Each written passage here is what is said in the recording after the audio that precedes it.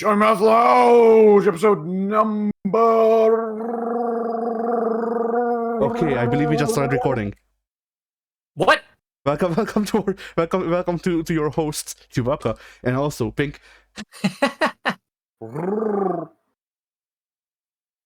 This is the Shut Your Mouth Lounge, episode number 276, I believe. Something like that. I am also here. You shall not get my name. I guess. Name is fictional. Yeah. You shall remain anonymous for now.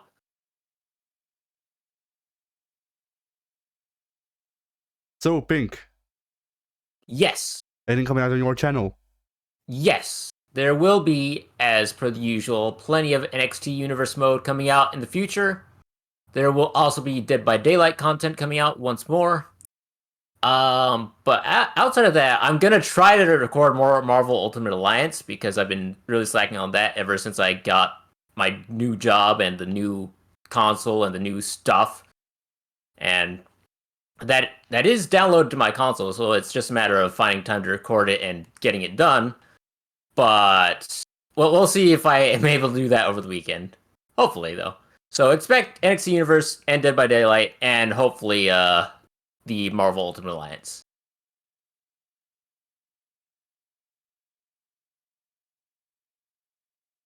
Why are we all quiet? I don't know. I don't know. I wrapped up This is usually content. the kind of quiet that goes off when the recording software is fucking up. I mean, allegedly, we are missing frames due to rendering lag. Need I remind you, we are recording a picture, but... A single frame for all time. Anyway, for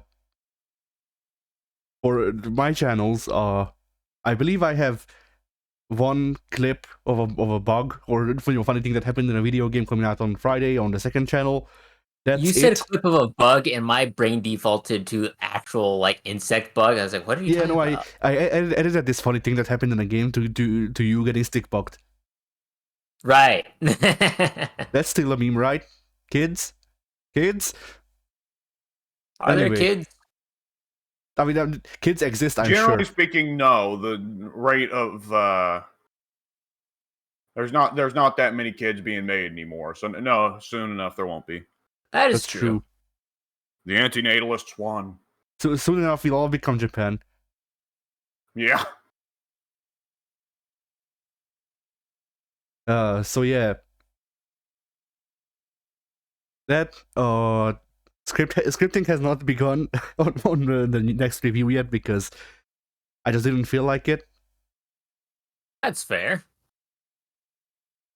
Like it's kind of been a down week for me anyway, and also like it's like there was this like, you know, the production on that review has been stalling for a bit just because of the funny thing of like I beat Kingdom Hearts 2, then I beat the game I'm gonna be reviewing, which is Assassin's Creed 4. Then I beat Kingdom Hearts 2 twice again because I needed to wash the fucking Assassin's Creed 4 out of my mouth, I guess. Smelly. Yeah. I do like how one of my like usually when I write the notes or whatever, I write, you know, the time code in the video so I know what the hell I'm talking about when I'm writing the script. But there's just one stray note, and it's just Edward has bars, and I wish I knew what I'm talking about. I'm sure we must find this Edward and his bars. No, I know who Edward is. That sounds like Kratos. We will find this Edward and his bars. Yeah. You do this side mission, you stumble upon this Welsh pirate doing rap. I will find this up dog. But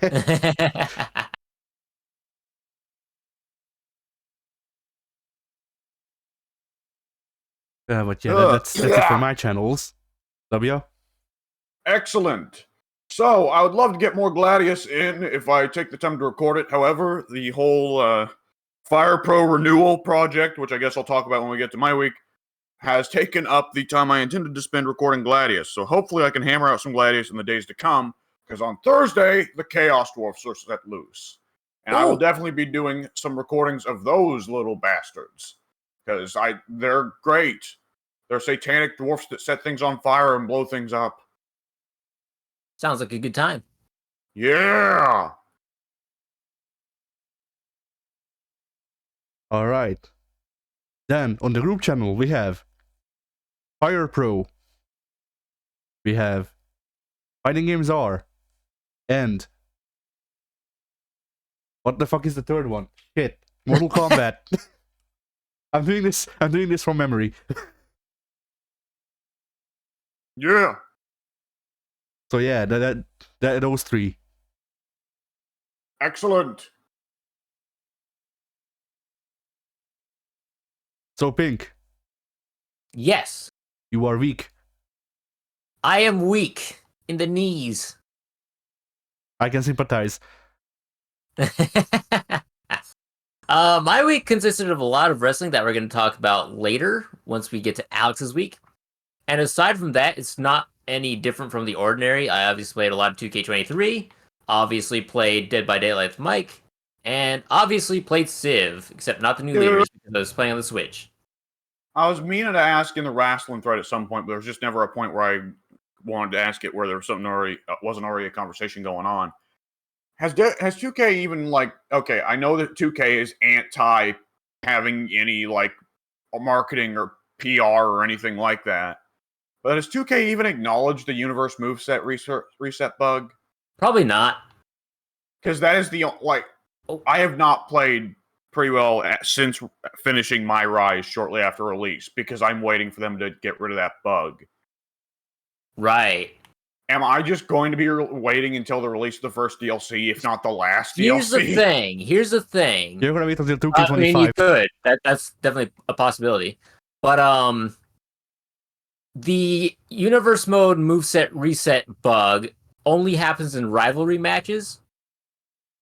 So as long as you're not, you could in theory just disable the rivalries and you get less cutscenes and less fun, which is kind of sucky. But for now, you could just disable rivalries and your movesets would never reset. And here's the thing also, when you're not doing a rivalry match, even if it's if the moveset has been reset previously, it reverts back into the moveset that you edited it into. So it's not like completely wiping the slate clean back to default status.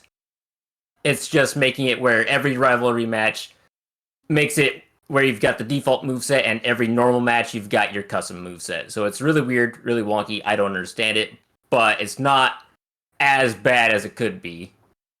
Okay, now, if it wiped the slate clean every general time, and you had to actually physically go in and reset the movesets, then that would suck. Yeah. Okay, that would be game that breaking. is different. I did not know that. That does change things. Yes, I did not know that either until I played a normal match with Nikita Lyons, who I obviously gave the springboard rear view, and then she whipped that out in the match. I was like, okay, so it reverted back. So, okay, that is the complete opposite. So everybody I heard was saying pretty well the opposite of what you said, that it changes the moveset for every mode to back to default. No, it's not that it's not even fucking recognizing your moveset that you've set at all to even change it. It is honestly like rivalry mode is just inexplicably calling on a fucking hidden default version of the character that's still in the files, practically. Exactly.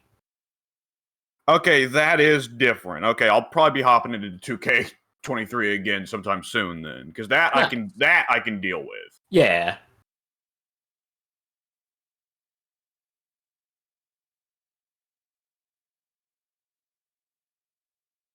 And what else did you do with your week, Eddie? Addie? No. Addie? Oh, wait, hang on. I'm moving Eddie Edwards in Fire Pro, so I just called Pink Eddie.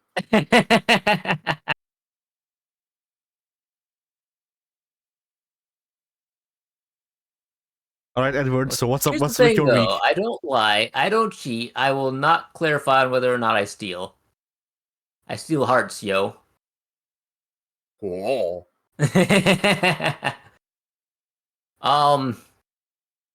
Yeah, nothing else as far as I'm aware really went down in my week. So we can hold off on that until we hit the WrestleManias and the stand and deliveries. We talked about stand and deliver last week. No, we did not. Did we? Was Oh, that Wait, Friday? so right, Stand and Deliver was Saturday. Okay, silly me. No, the Hall of Okay. Fame was what we. I was having a panic attack there. I was like, wait a second, I don't remember this. Did I I was properly so put mixed. Actium over? I think I swapped the places of Stand and Deliver and the Hall of Fame in my mind. Ah, yeah, that would make sense. Because we did talk about the Hall of Fame. Yes.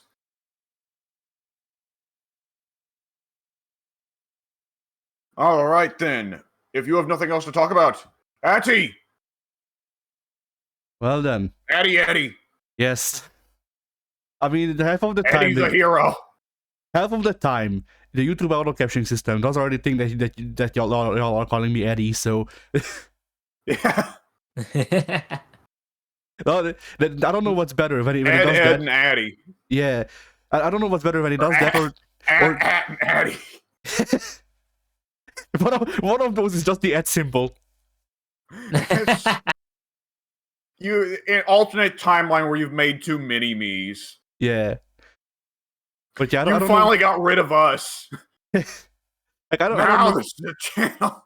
I don't know what's better when the YouTube auto captioning mishears y'all to say Eddie, because at least with that you can say accents or whatever. Or when I do my own video and I say my name well more properly, I guess. I don't know. I pronounce the T more because that's how it is. and then the YouTube auto captioning is just still like Eddie, or yeah, like I don't even know. Like the YouTube auto captioning system just kind of makes up whatever the fuck it wants for my name every time I make a video, pretty much. It's like a fun game. Every time you're uploading a video, it goes, "Oh, Addy's uploading. What am I gonna call him today?" Yeah, it's like it's like the many names of Vinny Vine Sauce meme. That's a thing, but like not done by people. It's done by the robots because they're the only people who watch my content. Hey now, what? I have no proof that you are not a Terminator, He's got a point Well, and neither do you. there. I'd be a very lazy Terminator. And I'll kill him at some point. Yeah. But yeah, so I'm amidst all of the things that I've done, which I don't know which order I'll go in, so whatever. I made a thumbnail for the Visual Cleanup Detail video that's gonna be coming out in a couple of weeks, maybe. Yeah. There's that.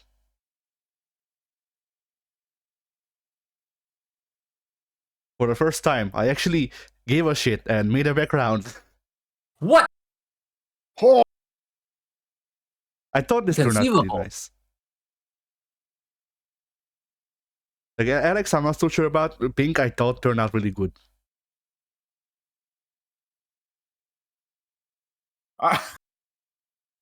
why is my beard so long?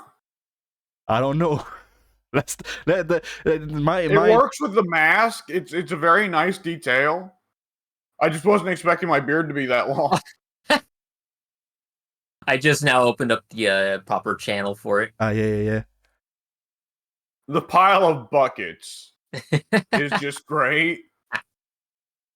Pink making the horrible smear that I hate. And then the background is the boxes. Okay, I do have one minor picadillo I've noticed. Yeah. Where is your right foot? Oh, it's lifted up. I'm spinning. Oh, it kind of looks like you just have your right leg there and it just doesn't have a foot. Yeah. I mean, one of the... I love the face of the guy that you're spinning around, though. Yeah. Yeah, I didn't know how to convey the spinning motion good enough, so that is a problem. But yeah, the foot thing, it's hard to draw. Like, okay, the problem here was, obviously, you have plenty great feet. Pink has plenty great feet. Whenever I draw my stuff nowadays, I have digitally great feet. Try drawing digitally great feet with pants and shoes. And they Cool. can't be small. Like, you can draw digitigrade feet when both of them are, like, well, you can either draw long pants and short boots or whatever, like, just sneakers or whatever, or you can draw like short pants and boots. Either of those works. Try drawing both of them while also still relaying that it's digitigrade. Also, the pants have to be baggy. Like, so I think I've mentioned this before, but what you're talking about is the fucking reason that Elder Scrolls at a certain point just stopped bothering with having the Khajiit and Argonians have digitigrade feet. yeah. And that's basically the issue with this drawing that you raised, because like I did my best to try and convey, hey, this foot ends here, but also baggy pants make that hard to convey. And yeah. It's also funny because there was a smaller issue with this drawing where I forgot to draw in my right half. Like, I just didn't have a right arm. So I just had to improvise while making the line work. Because I just forgot.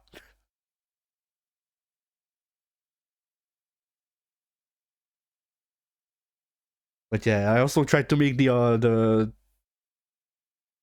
make you hold the whatchamacallit, the thing that points out the dirt. Fire. Yeah. But like most times when I drew out of memory because I don't care enough. The Snuffleizer. Yeah. So like I didn't remember what it actually looked like. I just went, hey, I remember these shapes being somewhere. Hey, good enough.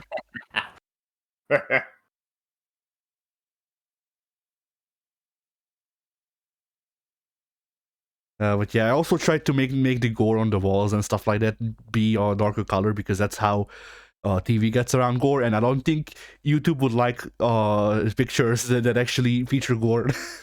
I'm just gonna go out on a limb and, like, even though this isn't realistic gore at all, I'm gonna go out on a limb and say that they wouldn't like it.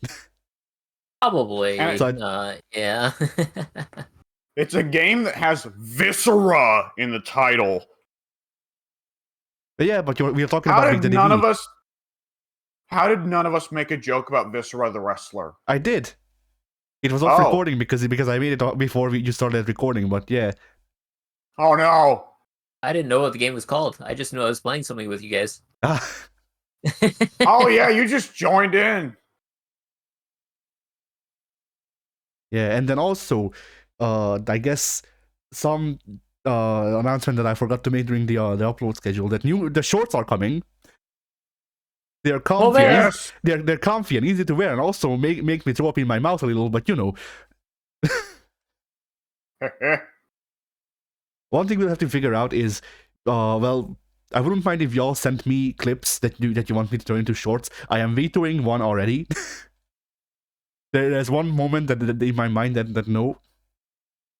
But there's basically all of the restrictions for shorts is just has to be under a minute. I'll have to take care of the rest, pretty much. It has to be under a minute, and I will have to take care of the rest. Okay. Yes. But yeah, I might just open up a shorts tab on the Discord so y'all can send me clips that y'all want me to turn into shorts, because I set it up so shorts will be coming out after the videos that they feature in. So like, I cut out a part of the Viscera Cleanup Detail video, and that's gonna be coming out on the Wednesday, I wanna say. No, the Thursday, I think. The Thursday after that video. Which, yes. I guess Thursday is just gonna be the shorts day going forward. But yeah, problem with this is that we have more videos than we have shorts coming out. And so there's gonna be, as it is scheduled right now, shorts will come out 2 months before the video they're in, and I already have put the link to the video in the short. So okay. So that's gonna be something that we'll have to reckon with, I guess. Anyway, then I've continued reading the Travels of Marco Polo. I did some research. Turns out more believable than we thought. I guess academic discourse seems to have decided that it is mostly believable.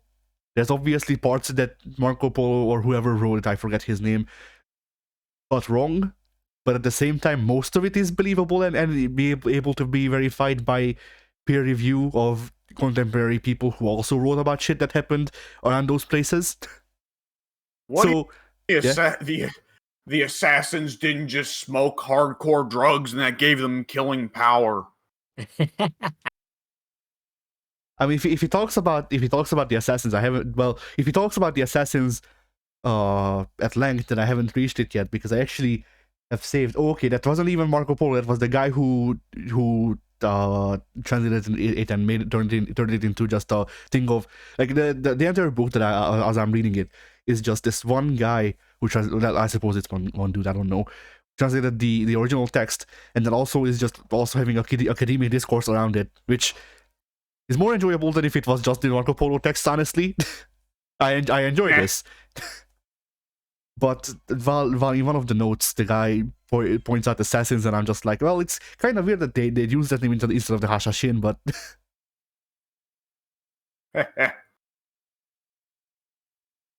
yeah. If Marco Polo talks about the assassins, I haven't reached it yet. I'm still in book 1. Chapter, 18 of book 1.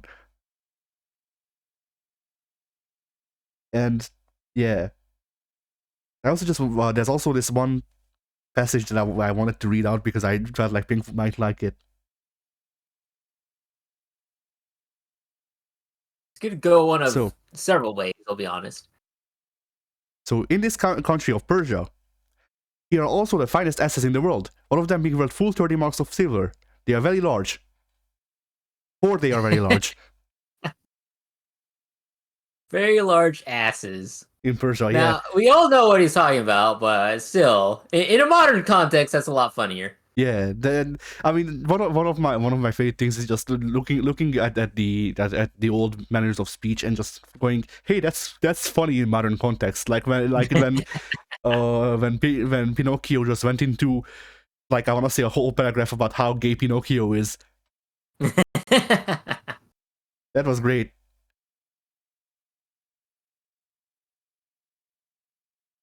But yeah.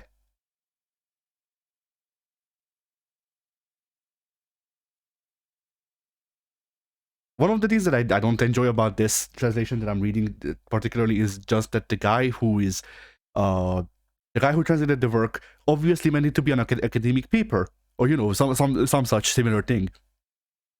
And the problem with this is that he's just like, I am going to say this thing. I will argue for it. I can prop up this argument by quoting this guy, and then he quotes a passage in fucking Latin or French. Yeah. And it's not translated. And like, I know enough French or Latin to figure out some parts, but like I don't understand what the hell is written there.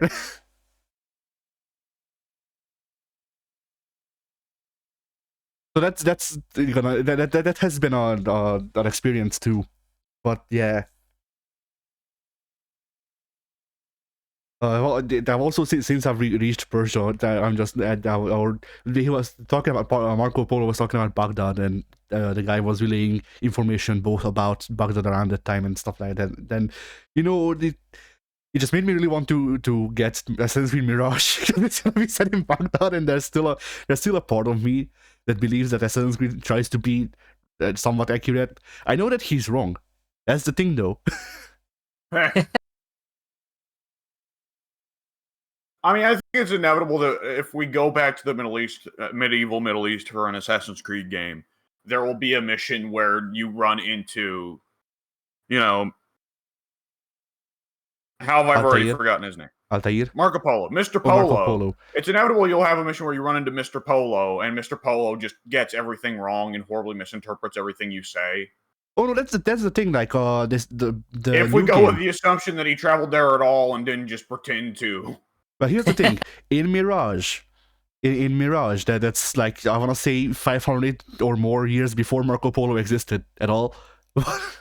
And yeah, and then in Revelations we see Altair dying, Altair, before he dies, gives the Codex and the Apple of Eden to Marco Polo, or maybe Maffeo, I forget, whatever. He gives it to one of the Polos, and that's how he reaches Italy. So I was about to say, is that the explanation? yeah. So we've already seen the Polos, and they were implying in that continuity. So then again, it wouldn't be the first time that they retcon shit, but it's never been that big. Dude, I'm sure they'd be happy to go back now and say Marco Polo was a Templar. Yeah. That Dante meme that you posted before the recording of Dante doing the, nice argument, but I've drawn you as the Soy Jack and I'm the Chad. Yeah. Like, AC kind of does that a lot with history of, we've decided we don't like this fucking guy, but this guy seemed pretty chill, so we're just going to draw this guy as the Soy Jack and this guy's the Chad. Yeah. I mean, sometimes it works out because, like, Machiavelli is Machiavelli has an entire term centered around him. But it did spur me to read The Prince, and I liked it. Yeah, Machiavelli's got to be one of the biggest examples of someone at Ubisoft is a big fucking fan of this dude. Yeah. To like about Machiavelli. What to like about Machiavelli? What's not to like about Machiavelli? Look, he gave us sand. It was him. He invented sand. He invented cheating. The whole desert. Before Machiavelli, Persia was lush. It was green. Arabia was just floating in the middle of space. Yeah. They were building on an untextured landscape. Like, you just looked down and there was just nothing.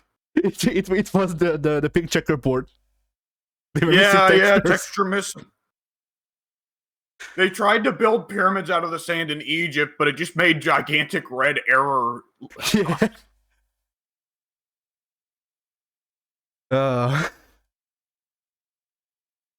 The best part of that quote, and I like every time it comes up, I attribute it to Machiavelli, which isn't true. Like he's quoting a common saying around that time, and he's saying it's wrong. I don't know which part's better, honestly, about that. Oh boy. So yeah. There was also some argument, some academic arguments in this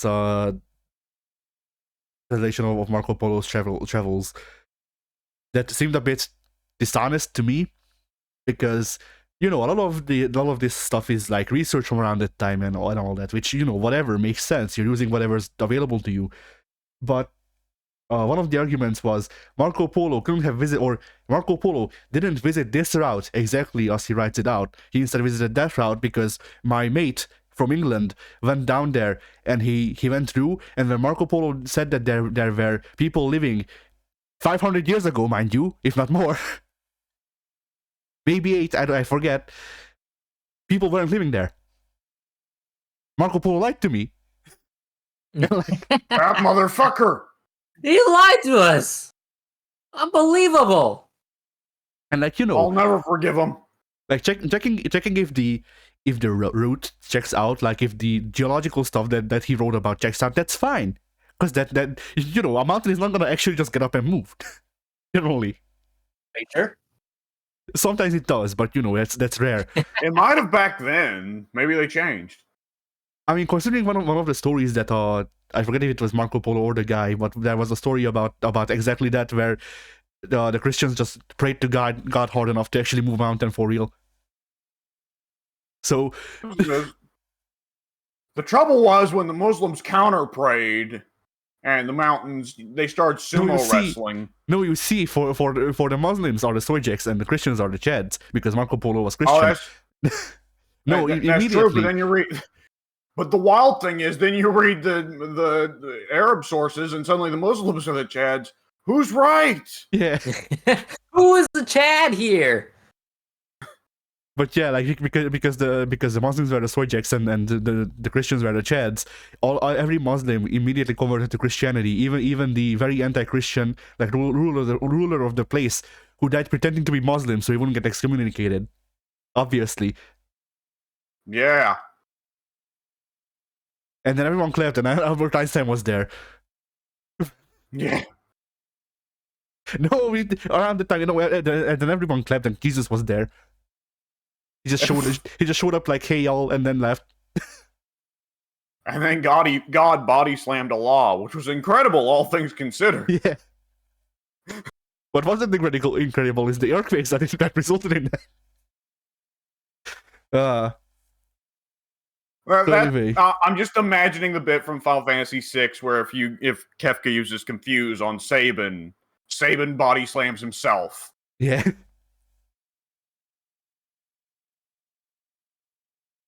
I think we pushed it a little bit far for Pink there, though. Maybe. Pink heard that and he was going, "All right, you guys can have a fatwa against you. I'm staying out of this."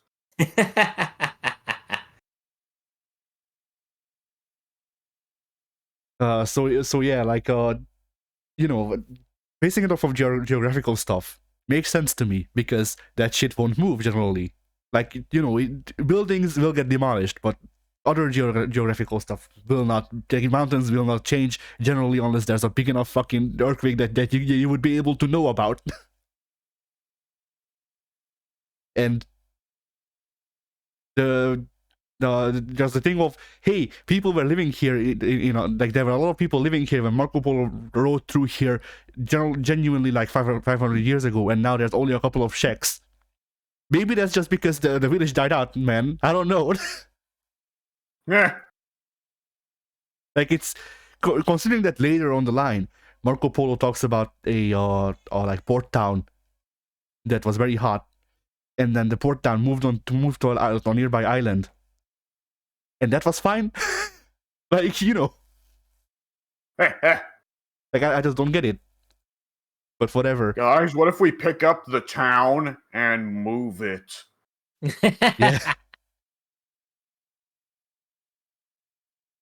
But yeah, like that's all of the academic arguments that I want to be making, because like once again it's a thing of like, it just seems sort of dishonest to me, because if you call upon somebody that legitimately couldn't move and he just didn't say, then whatever. But a city can die out. A city can die out and be demolished.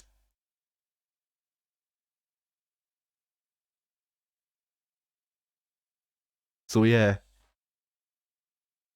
Oh damn, what else did I do? Well, I beat Kingdom Hearts 2 twice. More or less. You do a silly thing like that. Because it's good. Are you sure? Yes. So yeah, I played through it again on easy. I was like, hey, I still don't know about this.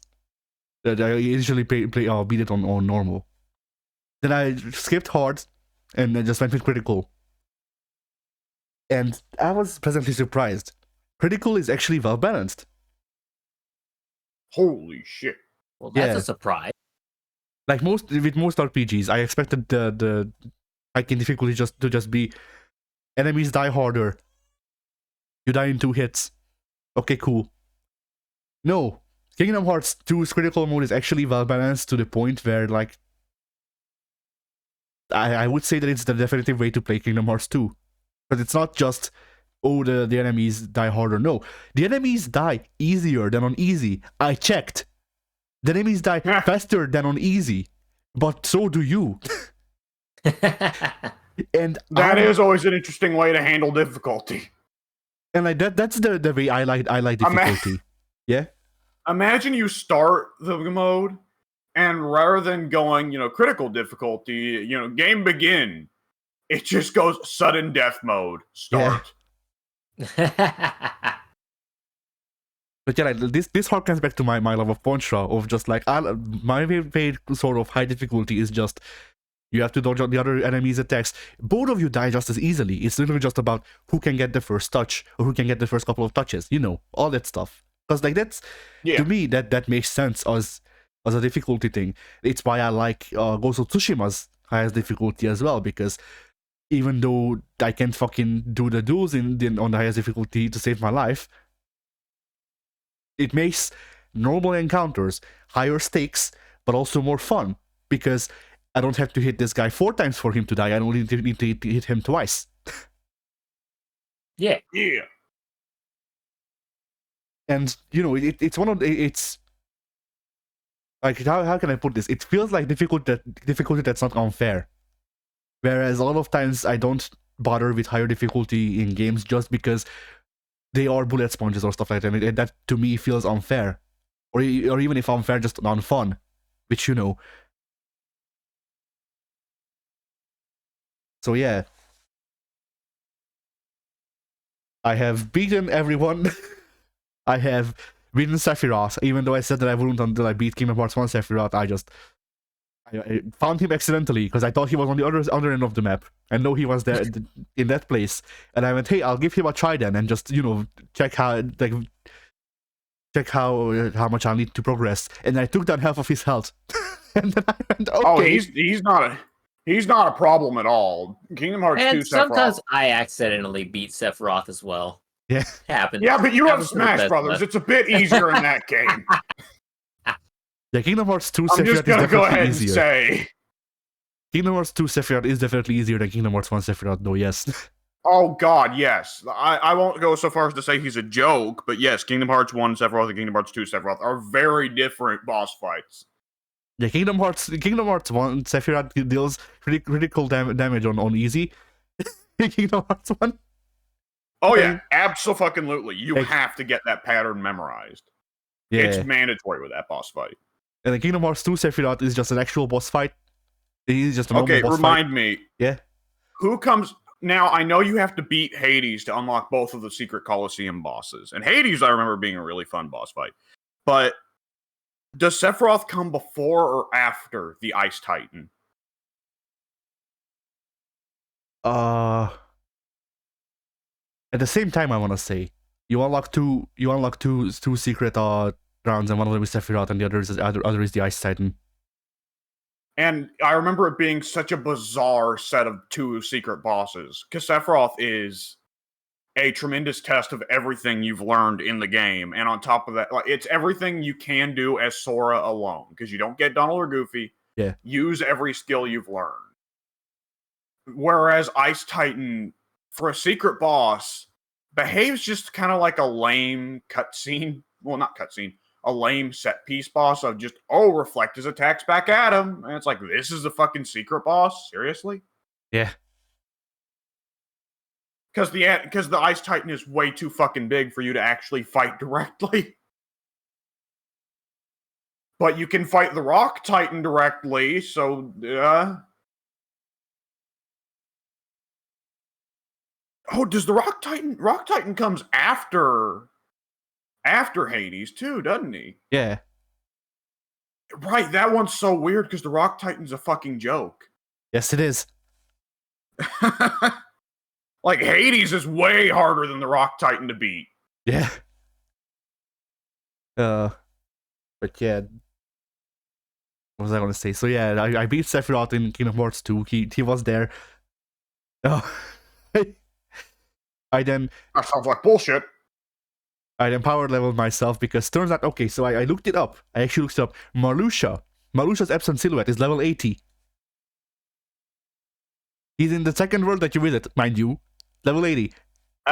Yes, he is. I think everyone who plays Final Mix for the first time has their thing of, ooh, what's this? Oh, shit! Yeah. I'm gonna fight Zexion. Haha, Buko Brr. And, like, because Marluxia's the final boss of Chain of Memories, right? I don't remember. I only watched the cutscenes because fuck that game. I believe so. So don't the hidden Organization 13 member boss fights after Marluxia actually get easier? Well, that's the thing. Well, I don't know what you're talking about hidden. You have the Epson Silhouettes, which are out of order. It's just sort of just I think of like here's no order. Here's these random boss fights that you can do, bonus boss fights for like stat boosts and stuff. And then you need to do it for 100% completion, but otherwise it's just whatever. They're kind of randomly just thrown together, honestly. Like Larkson is in Port Royal. Why? Beats me. So yeah. But Marluxia was the biggest pain in the ass. I've only beaten him once in 3 save files.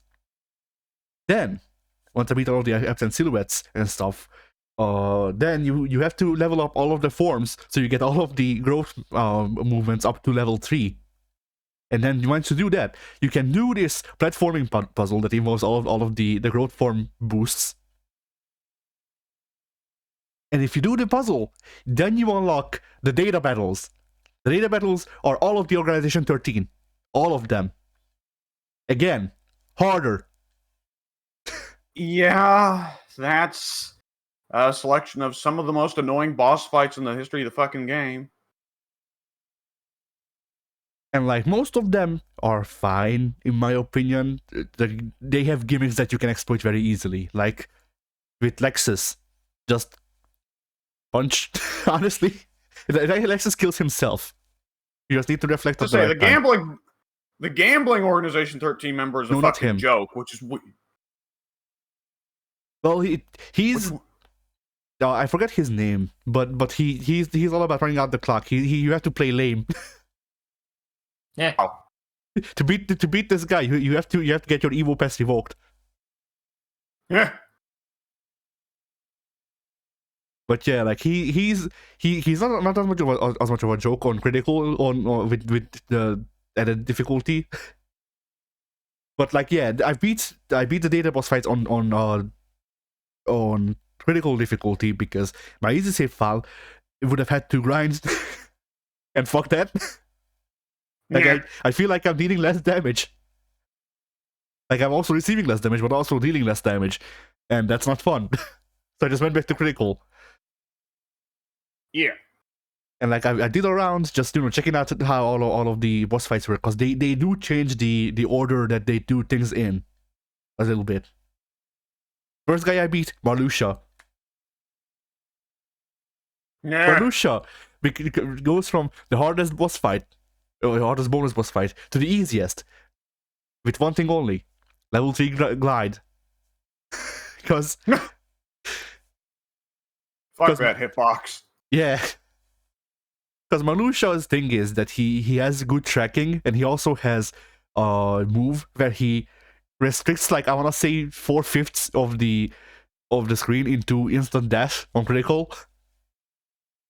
But the 4/5 of the screen don't account for the sky, so you can just glide over that shit and be fine. Nice. So Marluxia has most of his heaviest hitting stuff removed if you just have glide. And then also, consider this: between the time I fought Marluxia and the time that I fought Marluxia again as a data battle, I leveled up 40 times to level up the fucking glide forms. so I went into the fight, level 99. Marluxia can't hit me enough to kill me, because he doesn't actually deal damage. He just makes the counter go down 1. I can literally just tank his attacks and it does nothing. So yeah, Marluxia was a joke. Demyx was a bigger pain in the ass than anticipated, because Demyx is a joke. Like, once you figure out that for Demyx you just need to throw the clones around in the normal game, he's nothing. He's filler. And then Data Demyx comes along, and he's just like, okay, but what if you had to beat 99 clones in the span of 30 seconds on the 5th wave? Also, I'm gonna do like 2 separate like rounds of waves of enemies before this, and then you're gonna have to find me between them. Yep. And like the entire boss fight is just designed around running out the form gauge so that you can deal damage to Demyx, which, ooh. Oh.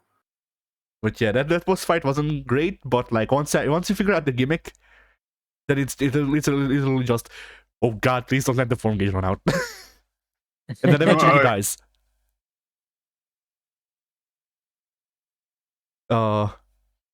Funnily enough, the three big boss fights that gave me the most problem in the game, 4 I guess, were Larxen, Zigbar, Marluxia, and Xaldin. Yeah, Zigbar's a problem for everybody at every difficulty. that's what I'm 90. Yeah, I'm 99% fucking certain that they retconned him into being the main villain in Kingdom Hearts 3 just because he was easily the most agonizing boss fight in Kingdom Hearts 2.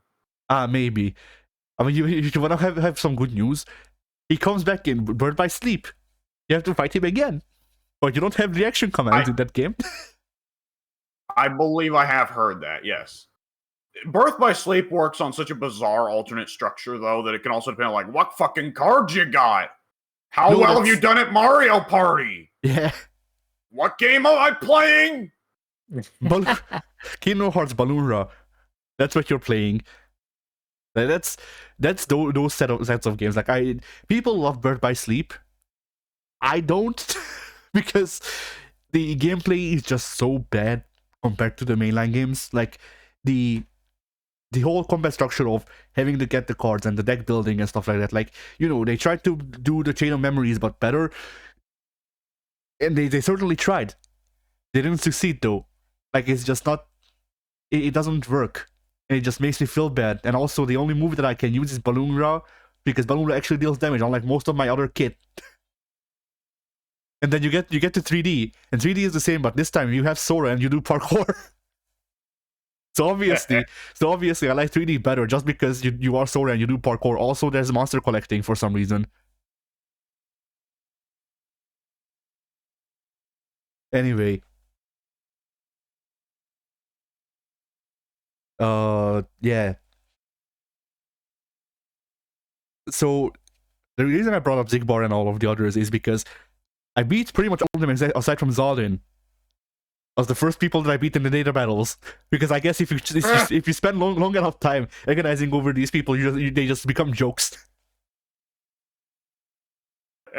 Like Zigbar was like which one Xaldin is? Xaldin is the guy with the spears. The guy you fight in the Beauty and the Beast world. Oh, that guy! You shouldn't have said the spear guy. You should have said the guy that got elbowed in the balls. Yeah. I mean, that is the best scene in all of Kingdom Hearts. Yeah, because you're so used to Organization 13 being these anime supervillains, and this one is more or less like has his entire threat deflated by the fact that Beauty from Beauty and the Beast just elbowed him in the fucking dick. Yeah, and then after that he proceeds to kill you on every difficulty. At least that's just my experience. Like Xaldin. So here's the thing: that fight was the first fight when I played Kingdom Hearts 2 as a kid, renting it from the family video, as you did back in those days. Yeah. That fight was the first fight I ever got Mickey on. Yeah, me too. And as a kid, I was just like, what the fuck? He's dead. The best part of that is that I recently saw a meme that confirms that this is just a thing. Xaldin is everyone's first Mickey. Not only is that, Xaldin is everyone's, where the fuck is Mickey? Well, yeah, of course, like, if Mickey just showed up to help now, where's Mickey been hanging out the whole time? No, not because of that. Not because of that. People are like, it was a meme about how people keep dying to Xaldin and waiting for Mickey to show up so that progress wouldn't get reset. Well, it is a bit of a kick in the balls that it's a random chance whether or not you get Mickey. And God help you once you get into the world that was, or the world that never was, whatever it's called. Yeah, world that never was. How the odds flip and you have like an infinitesimally small chance of getting Mickey instead of Shadow Form Sora. Yeah. I mean, who was the worst. I mean, Antiform. The problem with the thing with Antiform is that if you use if you have Final Mix, this is a problem introduced in Final Mix. I'm not shitting you.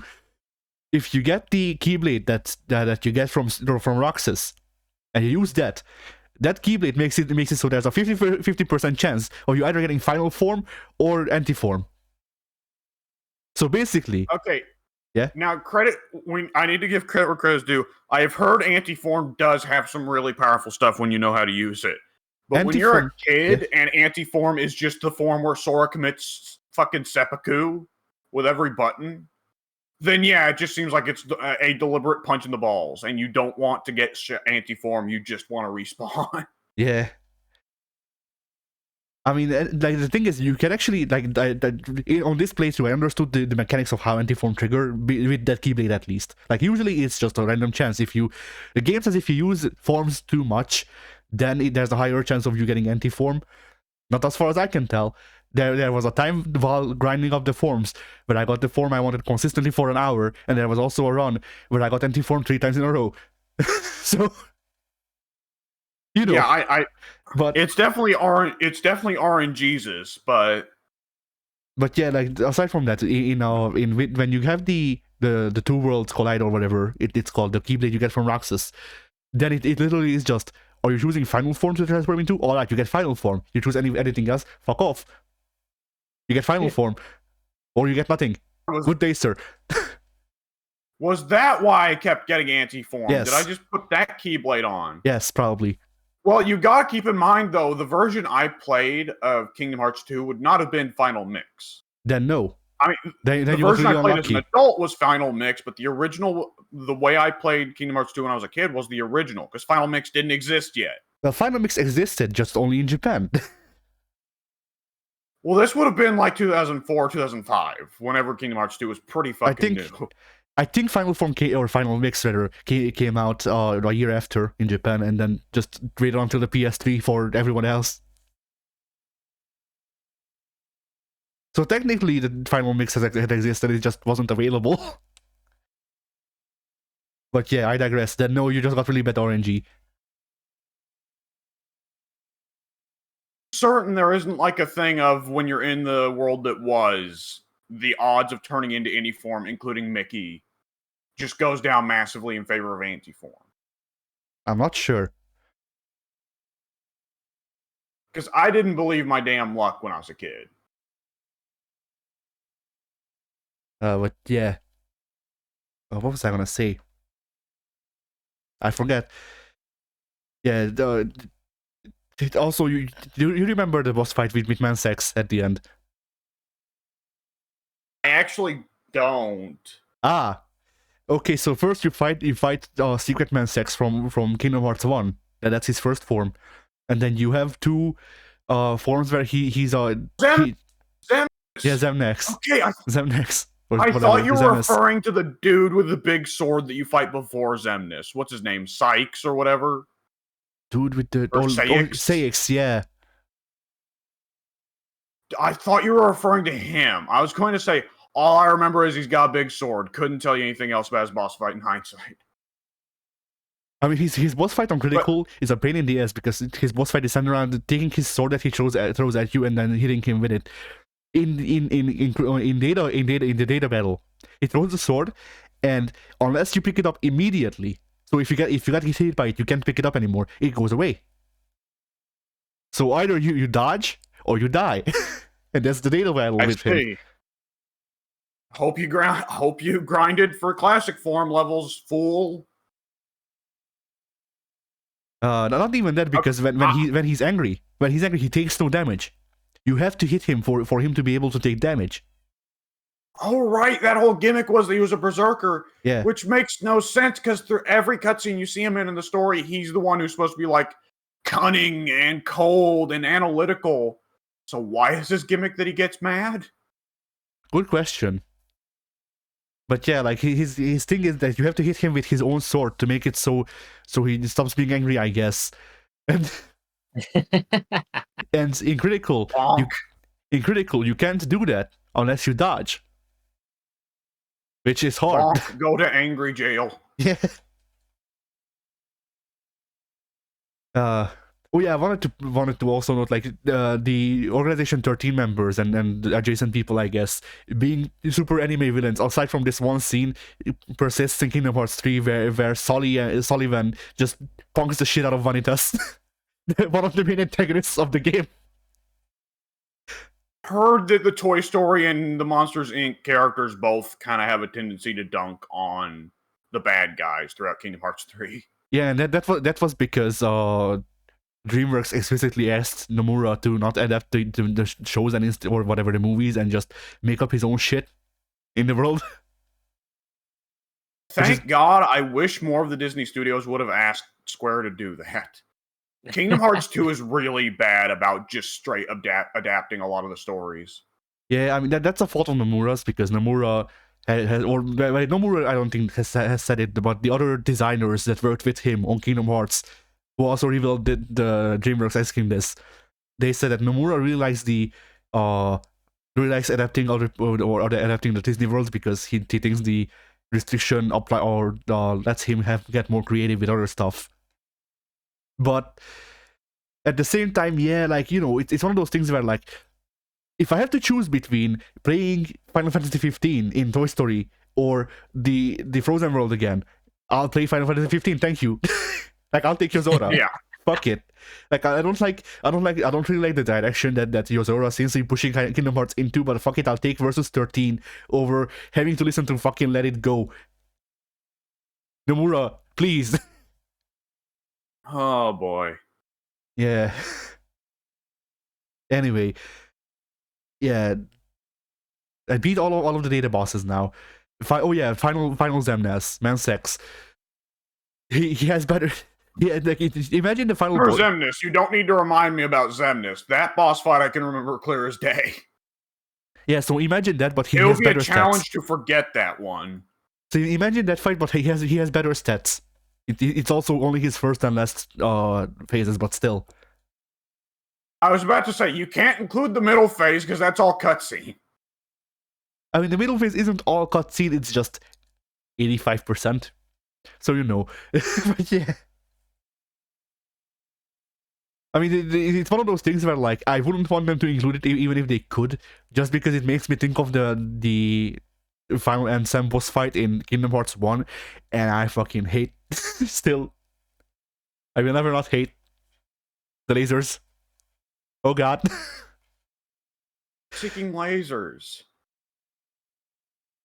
Everybody's got different boss fights that give them problems in Kingdom Hearts. It's kind of like Dark Souls in that way. And yeah, for me, the Ansem fight wasn't a problem, but I'm sure that if we look over the boss fights in the whole series, there are plenty of boss fights that you thought were jokes and gave me a lot of trouble, so.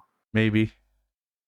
But yeah, like, I definitely, I genuinely, or I really have a problem with the lasers in Ansem's Ansem's fight.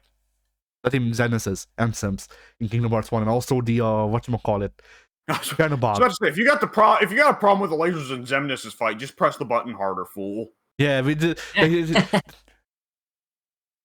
lasers in Zemnis' fight is just press square. Cool. I guess. Press square. Yeah. Oh, you're talking about the cutscene. No, I'm talking about the ones that he leaves around. Like, there's a phase where he just shows up around you, pulls out a round of lasers that just stay there, and then they all hit you at the same time. And that one, like, I don't know how Sora can block with his ass, but he does. It bounces off. Yeah. Impressive. He's got glutes of the gods. Yeah. Look, he's been visiting Olympus a lot. Yeah.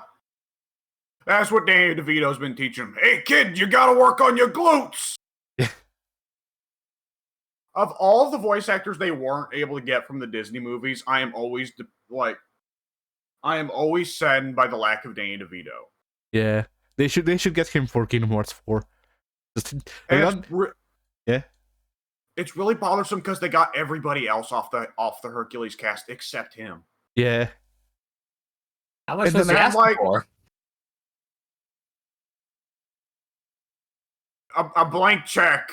The worst thing is... A blowjob and a corn dog. Yeah. The worst thing is that in Kingdom Hearts 3, Phil is there. He never speaks. Yeah, there we go. Because, correct me if I'm wrong, Kingdom Hearts 1 and 2, he has a super obviously faked voice, doesn't he? Well, it's not obvious to me, but I haven't heard Danny DeVito all that much, you know? maybe I could be wrong, and he was there for the first game, but he skipped out for the second and third. No, I think, well, judging by other people's reactions to Danny DeVito, because I watched people years ago. I watched people who haven't played through it, and they said that it sounded like fake Danny DeVito. So yeah, he's right there next to Hades, who is very much still James Woods and having as much the time of his life playing Hades as he always does. I'm gonna check who Phil was. Yes, IMDb, please, thank you. So yeah, like Kingdom Hearts 2, playing through it on Critical now, like I think it's really hard to say if it's my favorite game of all time, but it's there. Like it's up there with Contra, honestly. Yeah. Because and it's entirely just because the critical difficulty makes the balancing like Contra, probably. But still, the fact that the game is like, the gameplay is that fun. Like, you know, I definitely like it better than Assassin's Creed Brotherhood now. All right. Phil.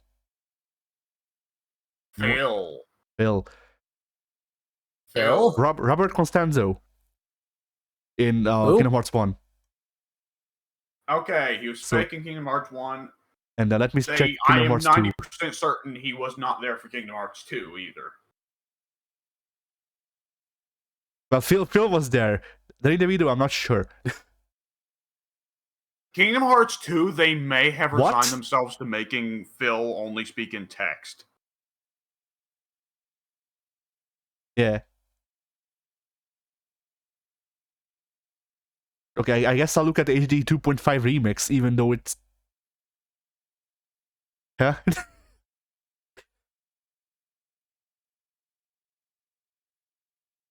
Why are there, like, YouTube series on IMDb? What does that mean? Well, I'm looking at search of Kingdom Hearts 2.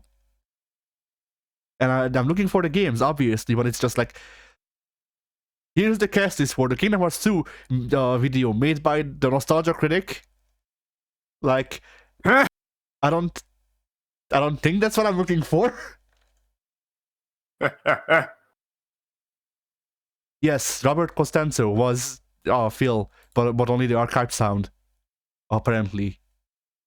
Yeah, so it was so bad they just used the recordings from the previous game. Fuck it.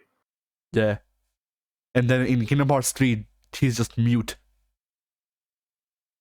And it's the thing is, like, you know, if they just removed Phil from the story, like he wasn't there or whatever, or he was just a background element, fine. But no, Phil is in the cutscenes. Phil's moving and emoting.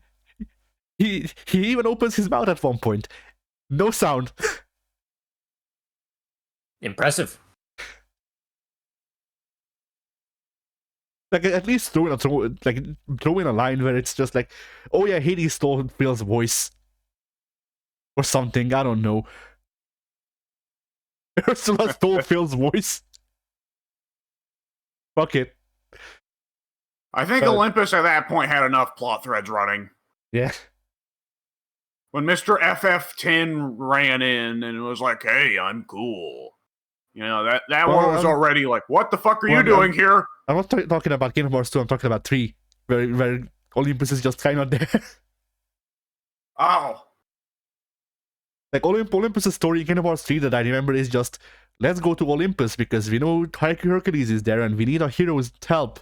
And then they go up to Hercules and he's just like, shit's fucked, everything's on fire, help.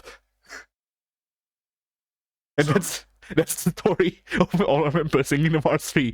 You also go there to save people's souls when everyone dies, I guess.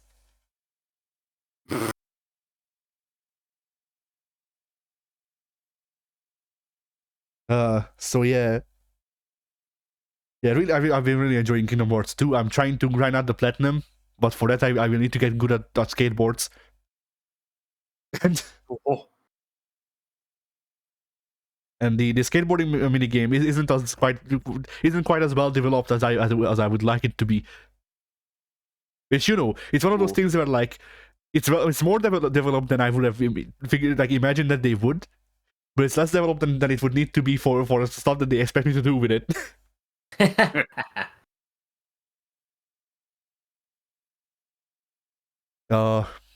And then what else was I gonna bring up about it? Oh yeah, because of me trying to platinum the game, I need to fill out all of the journal stuff, so I have to do all of the side missions, and I need to do all of all of Antarctica. Yeah, All of Antarctica. I have to I'm do gonna all. warn you, Unbelievable. there's a lot of empty space in that level. Yeah,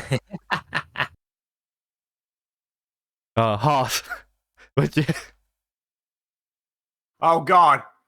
Yeah, if there was any planet from Star Wars they'd implement, it'd be Hoth. yeah,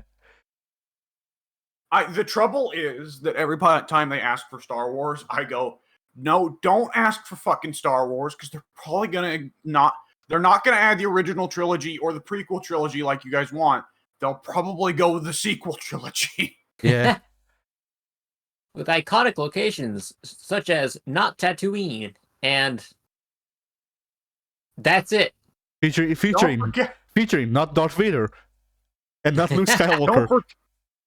Don't forget the Death Star that for whatever reason we put like a blanket of snow around. That's Starnt.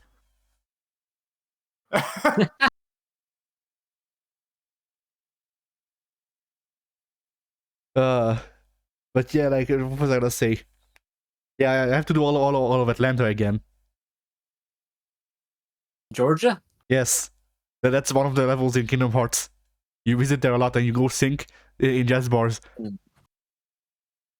Now I know there's no keyhole in Atlanta, so you don't need it for the keyhole stuff. You need it. But is it still you need Atlanta to complete the journals. Ooh. Not only that. Yeah, that's a not problem. not only that, but you need to do Atlanta twice. Because I did Atlanta once. Because you need to do Atlanta to get the birth by sleep cutscene, even on critical difficulty, because you need all of Ansem's reports. And once you go through Atlanta once, then you get updates in Jiminy's journal that's like, hey, play all of these songs again. I know you liked the rhythm minigame that we made. That is very hard to read. That minigame. It's your favorite part of the game. Yeah. That's why you play the game.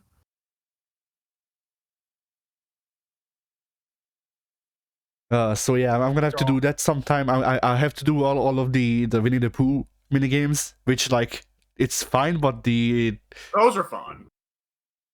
No, most of them are, and then there's Tiger, who I can't pronounce. Tiger. Yeah, like you have the bouncing minigame, and it's just doodle jump, but worse.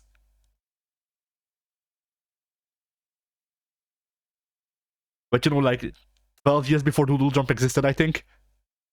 But yeah, like it's a generic like jumping game from jumping phone game, but harder because you have to jump on balloons, and the hitbox is very Tohoian. It feels. That minigame, yeah, it's annoying, but it's beatable. Oh, the problem isn't the minigame overall. It's just that you need to reach 2,000 points to finish it.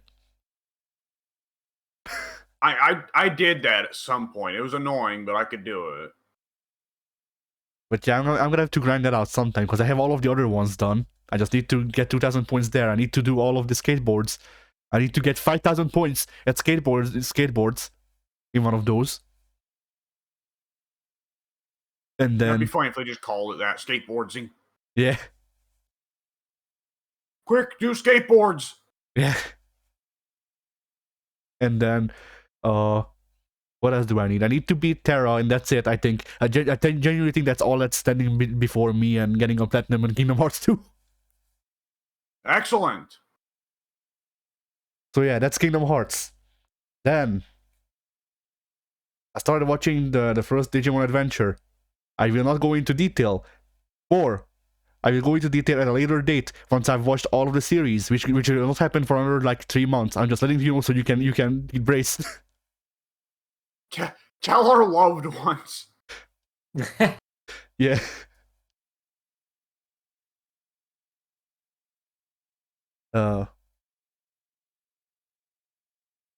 Wow, NWA's female roster is terrible. I don't even know what it is. Hey, and I'm Yeah. looking. There are only 2 names I recognize on this fucking list: Angelina Nice. Love, Max Oh, the no. Impaler. and who? Max the Impaler.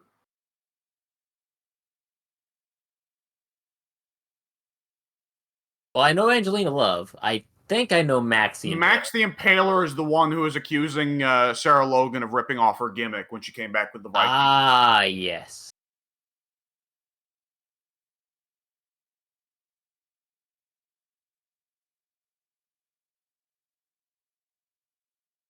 Bully Ray married Angelina Love?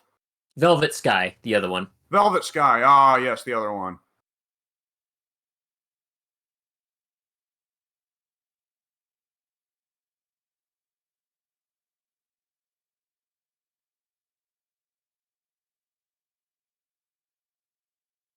So yeah. What else did I do? Shit. Oh, I played Tales of Iron. It's free with PS Plus this month. Woohoo! It is. What if Dark Souls, but 2D, also rats? I like rats. They are the rats. Yes, they pray at night, they stalk at night. They're the rats. And you are the very small rat who makes all of the rules in this game. Yes! Yes! But yeah, the game is fine. Oh, I started playing it on normal, and then I went, I don't want to put up with this Dark Souls bullshit. And then the game has easy. So I went with Sure. easy. Because it's genuinely like like I know comparing things to Dark Souls is very not a thing that Trendy. yeah but no that's the thing, it's trying to do but also people hate it, but like I genuinely do not know a game that I could compare it better to, because it has flasks that you drink. The more you drink, the more your health goes up. You have to refill the flasks or you die. You take a lot of damage, you deal a little bit of damage. Everything is fucking grimdark, everything is medieval. What am I supposed to compare this game to? One of the major game mechanics is dodge rolling. Fuck's sake, dude. Is the main theme of the story that immortality is bad? I'm not sure just yet. Maybe. Because that'll be the final link in this Dark Souls, at the very least aesthetic, is main story theme. Immortality sucks, bro! Yeah, I'm not sure. They just introduced zombies, so there's a chance. Sweet Jesus. Yeah, They're the zombie rats. they are.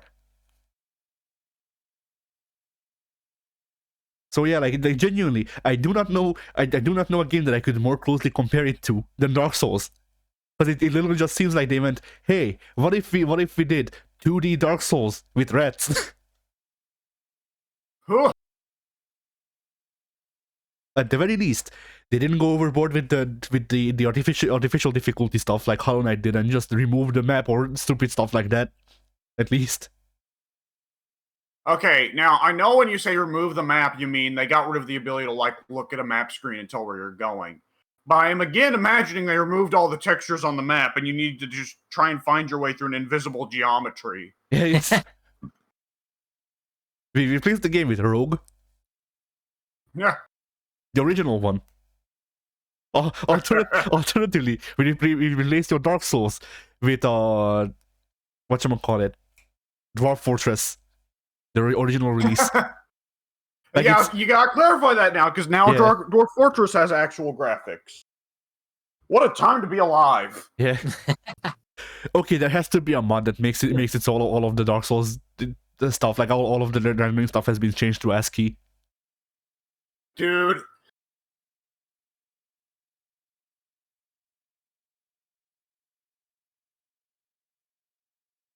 I guess that was the end of the sentence. I wasn't sure. Yeah. So yeah, Tales of Iron, now that I've switched to easy, is better. As in, I find it more fun. The actual like fighting mechanic is cool-ish, I guess. I don't know. Like it's more complicated than most other 2D Metroidvania sorts of stuff.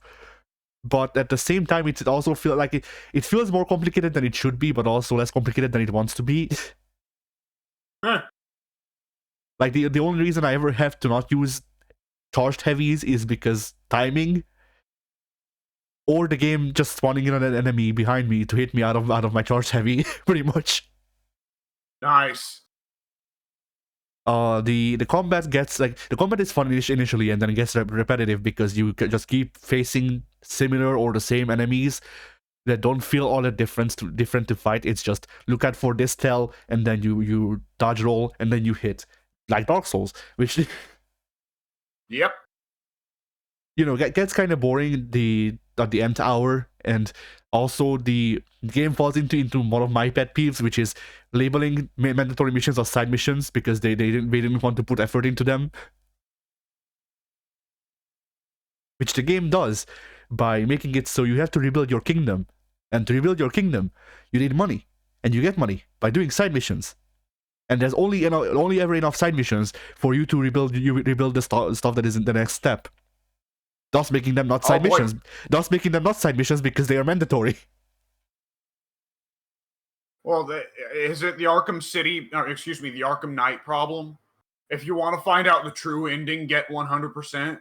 No, it's if you want to continue the story, if you want to progress, get 100%.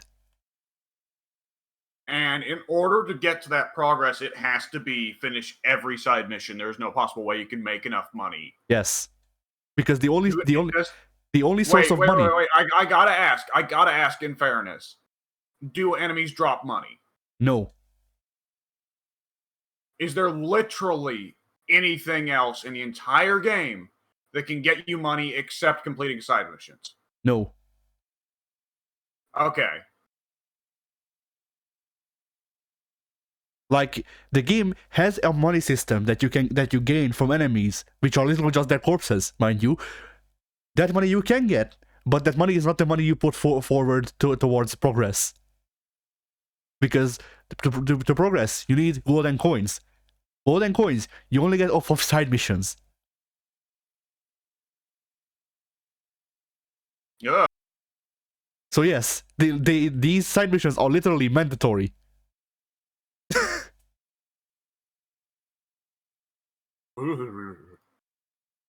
So yeah, like I've been enjoying it a bit, but you know, it has it has things that I don't like about modern game trends, and those are things. The graphics are neat. I really like how much effort or not effort or how much attention to detail there was put forth into making it so your character Reggie interacts with the world realistically, I guess. Where like if you're going down a ladder but the ladder ends and there's a drop under it, then Reggie's feet will go from touching the ladder, if you go down enough, Reggie's feet will go from touching the ladder to just hanging in the air and stuff like that. Things like that are things that I don't expect out of games, but when I see them I appreciate them a lot, because that's just a lot of attention to detail that wouldn't need to be there, but does make me enjoy the game more. It does make me more immersed, I guess. Yeah. So yeah, like I think the game is fine. It's just also going after trends that I don't like, and also the mandatory side missions are bad. Meh. Like, you know, it's a problem with presentation more so than the actual contents. Because like if it was just like have like I don't know, like, you know, have your main thing be the main thing and call it that, and then just I don't know, call the mandatory side missions episodes or whatever instead of side missions, because side mission to me implies that it's not necessary. But if you just go and say, here's an episode into getting your throne back up, and you need to complete this episode to get the throne back up, that's fine, because that's a story tied to me making my throne rebuilt or stuff like that, you know. Yeah. Just a little bit more of narrative cohesion, I guess, between the sorts of missions.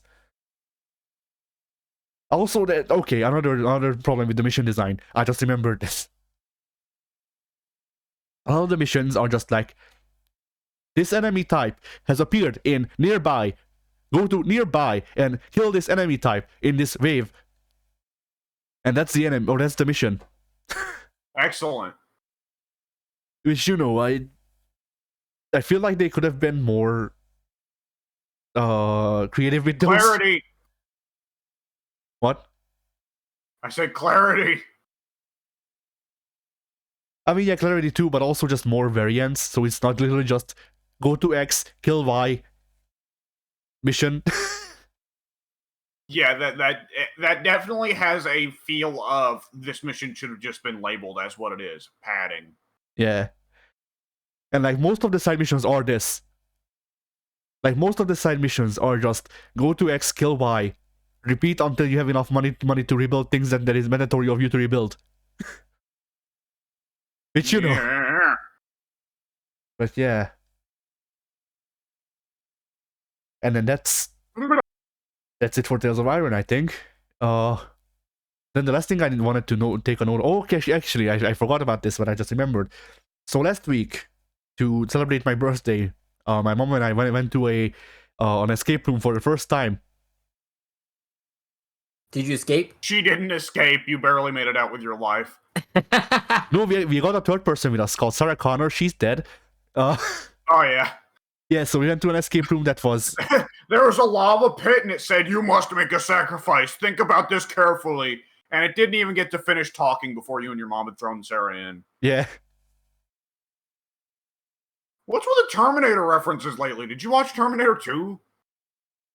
Oh, me? No. The escape room was Terminator themed. That's why... Oh. Well, the other Terminator reference was just because, like, when I think of cyborgs, I don't think cyborgs, I think Terminators. I don't know why. But Yeah.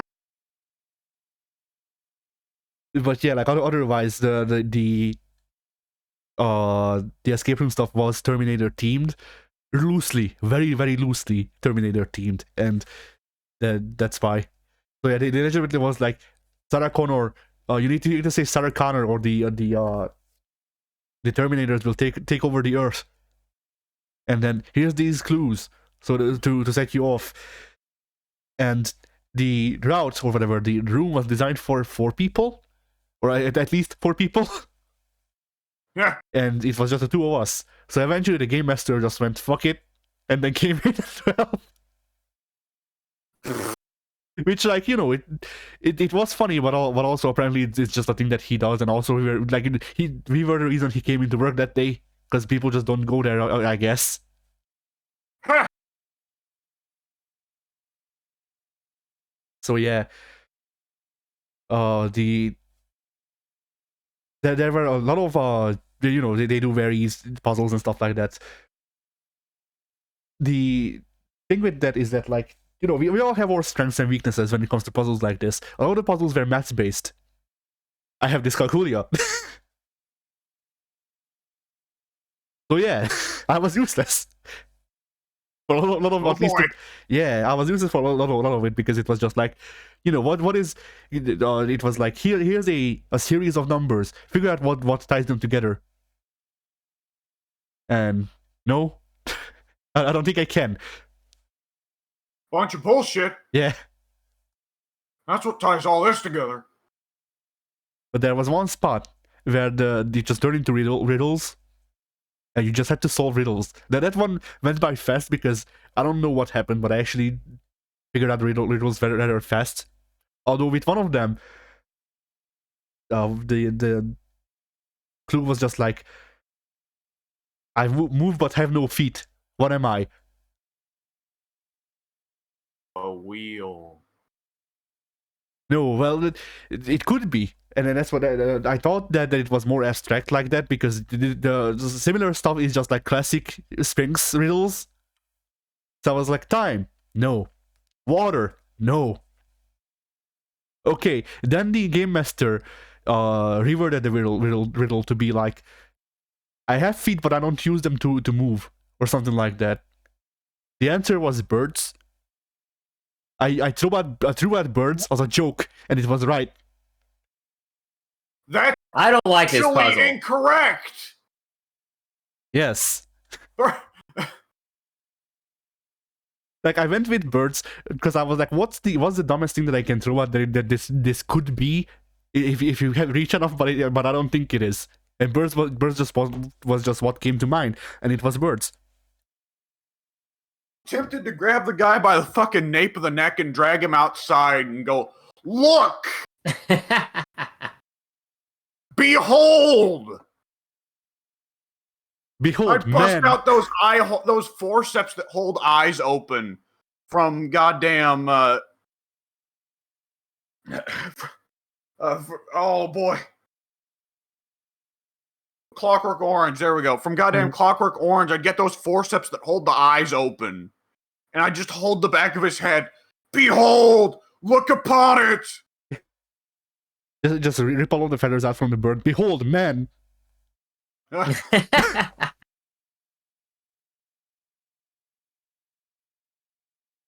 So yeah, that was weird. Didn't make sense to me, but hey, whatever. There was also another What's that puzzle. got to do with Terminator?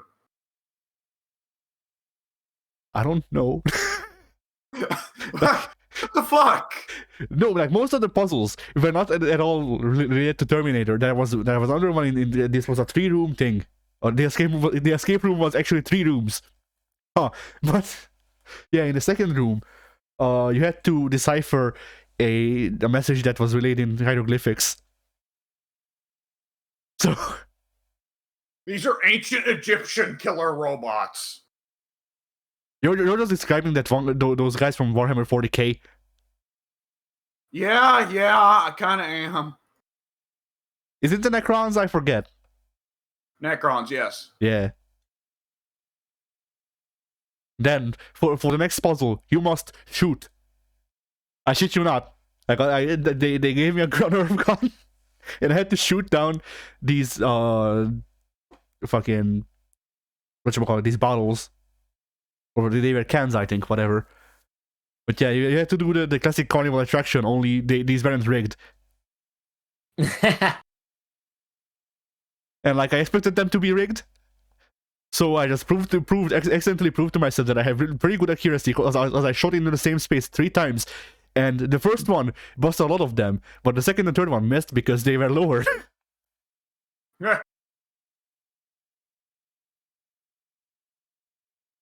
And then missing that, we just figured out the code to the keypad. Which, by the way, most of these things were, it was just like, hey, get a three number code for the keypad, and then whatever you leave. It was fun. Oh yeah, they even had an actual like doll, or I don't know what to call it, because it wasn't a mannequin, but I guess it was. Like, that's the best way I can describe it. It wasn't a proper mannequin, but it was like one of those weirdo like makeup mannequins dressed up as Sarah Connor, and she was just there, drugged out of her mind in canon. You just had to fucking get the code to get the key from her and then leave. She just dies, I guess. I'm happy here now. Yeah. But yeah, we got out. Then this whole escape room was in like it was in a courtyard, and the courtyard was the escape rooms, or well, they were renting it. And this is important because there's 2 entrances to the escape room. One of them is the entrance you go in, the one that we went in as well. The other one is a back entrance that you go out, because it leads to the lobby, I think. Yeah. And then as we were leaving with the guy, because once again he only came into work because we were there. As we were leaving with the guy, he goes to open the door. It's locked. The lock is busted. We couldn't leave through the actual way you're supposed to leave. We had to go back through the escape room to leave. That sounds like that should have been like a gimmick of this escape room, but I know it's not. Yeah, I was thinking the same thing. Yeah, it should have been a gimmick of the escape room, but the guy was complaining about the janitors not listening to them, complaining about the locks being busted. So I would assume it wasn't. So yeah, it was fun. My mom enjoyed it a lot. We're gonna go to a second one tomorrow, I think. Nice. Excellent. So that's a thing. And then yeah, because of this, I was like, hey, there's this game series that's pretty much centered around this. And she was like, let's look into that. So now I have the Nora games on my PC. Cool. Also, this ties into the other thing. I just wanted to relay all of the shit that I got for my birthday, because I'm actually kind of proud of how much how much mileage I got out of the money. Nice. All right.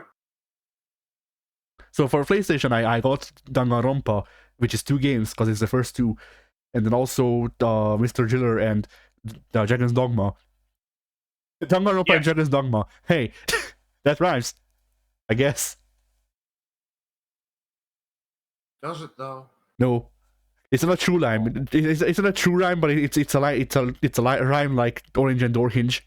So It may not be a rhyme, but is it a lime? probably not. Damn. Damn. So yeah, then on PC, I got Max Payne 1 and 2.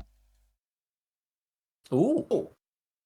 Well, it's not actually Max Payne 2, it's Max Payne 2, The Fall of Max Payne. I don't know what difference that makes, but that's how it was bundled, so that's what I got. That's the one where he That's falls the over. only version of Max Payne 2. It's always been subtitled that. Okay. So yeah, that. Then Rockstar didn't later on release like Max Payne 2 Final Max. Max Payne 2, Max Payne Harder. Max Payne 2 Golden. Yeah. Max Payne 2 Ultimax Ultra Suplex Hold. Max Payne 2 XX Accent Core plus R Sharp. / Revelator. Yeah. Oh yeah, then I got Max prototype. Payne 2 Maxard. Yeah, Maxard. Yeah. They should do that for Max Payne 4. Oh boy. So anyway, I got prototype. It runs at like a crisp 5 frames. Dude, But I got it. that game is one of the worst fucking optimized PC games ever. It is okay. terrible. So it's not my PC's fault. No, and if you can get a refund, do. Okay, I'll look into that. It takes it takes a lot of work to get that game to work on PC. It's insane. Then I obviously got Zero Escape. It wasn't even on sale. I just bought it. Woohoo! And yeah, that's one of those things where like even if we don't get around to recording it anytime soon, I will probably play through it with my mom, and like otherwise we have a means to record it now, so that's gonna be cool. I want at least Pink to experience the whole the snail. There's not Snail? even the snail, yeah. Like, you know, the Pink, when you think of bad Japanese writing, as in like bad, no, like writing that doesn't make any sense, that is usually attributed to like shonen and stuff like that. Like, I want you to imagine that, but it's also written like a book talking about occultism in Nazi Germany, and it's not horror games, kinda. Just a lot of conspiracy theories laid out in a way that or is very enjoyable, but you will have a headache. Okay.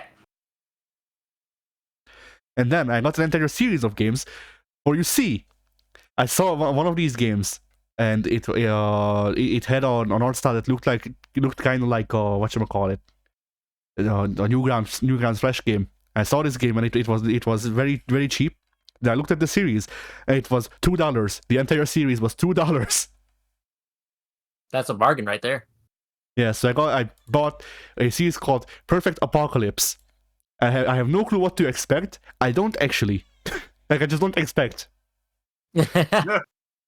It's a visual novel series that may be crime based. Like, it might be something like something like Danganronpa or the Nori games. I don't know. The summaries that were made by the devs made it seem somewhat similar, but it also maybe not. I have no clue what to expect. Genuinely. I know that the tags for it were just like funny and LGBT, which I don't know how I don't know how the second one got seen, and I'm pretty sure funny is used on every furry game because there is no furry tag, I guess. If you exchange the N's and replace them with the R's, then you've got it. Yeah, like the thing with that is that, like, correct me if I'm wrong, y'all. Isn't the tags like user submitted? Yes. Why is it that every furry game I see on Steam it's labeled with the funny tag then? Because for people who are not furries but are confused by furries, furries are funny. I guess.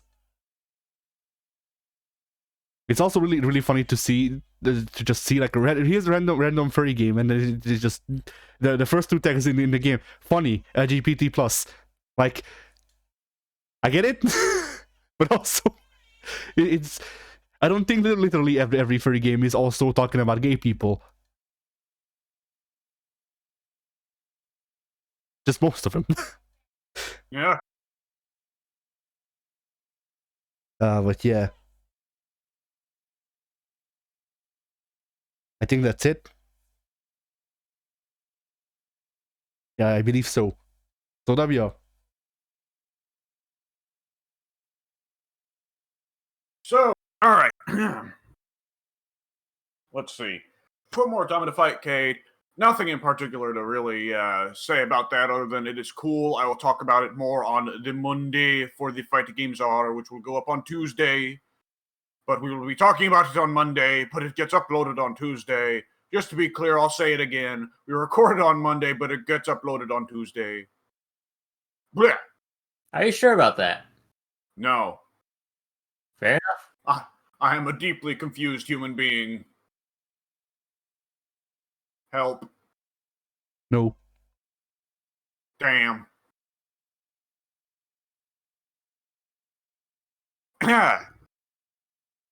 So, the majority of my time this week has been some kind of wrestling focus.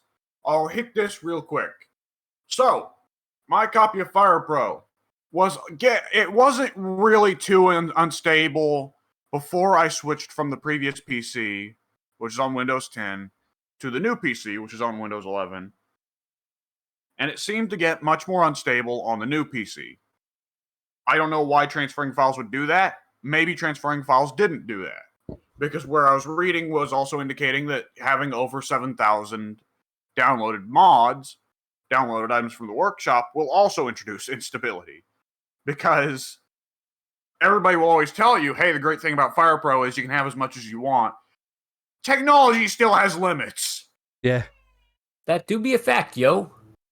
Unless you've got some special variety of Fire Pro that was built to run on NASA computers, no, you still can't have everything. Well, you can have everything, you just got to be careful with the modded moves, which I was going crazy and downloading big 100-move collections, so that's a big part of it.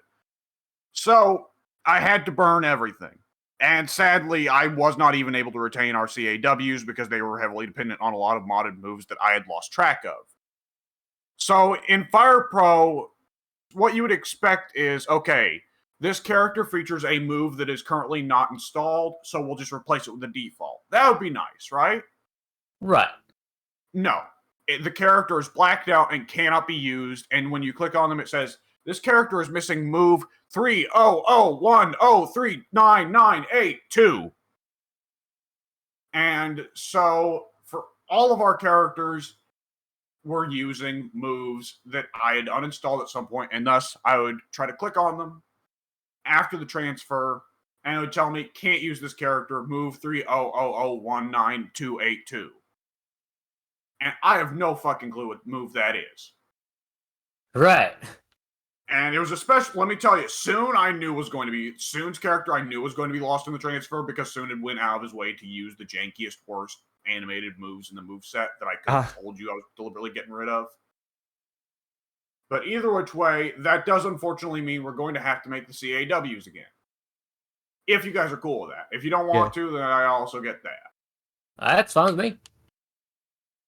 So, with that said, starting over, I am starting over again, remaking the whole roster. This time, I am being smarter and more efficient about it. I am trying to stick to, okay, there's the modern promotions, and then there's just a big legends section for everyone who's retired. I am no longer going to be making copies for different eras. I'm not going to do the things the way that 2K does them, where you can have Shawn Michaels 08, Shawn Michaels 09, Shawn Michaels 2010. Which Right. I was trying to do, and was stupid. I mean, you can do that. You just have to resign yourself to making them alternate outfits instead. Well, with Fire Pro, the way Fire Pro does things, it can get really annoying to edit the move sets. But either which way, yeah, I'll be changing that. So now if you want to look for a wrestler, that does mean it's easier to look for wrestlers. Yeah. Because there are all kinds of instances of, it was a big idea for me to have, and it became troublesome because it's like tracking down, okay, but which era does Ric Flair fit into? Because I hadn't made 10 Ric Flairs yet. I only had the one. So where is the spot where I'll find him? And no more. He'll just be in the Legends section. And so I'm doing that. Call the Legends section unemployed. Nah. Unemployed and dead. Yeah.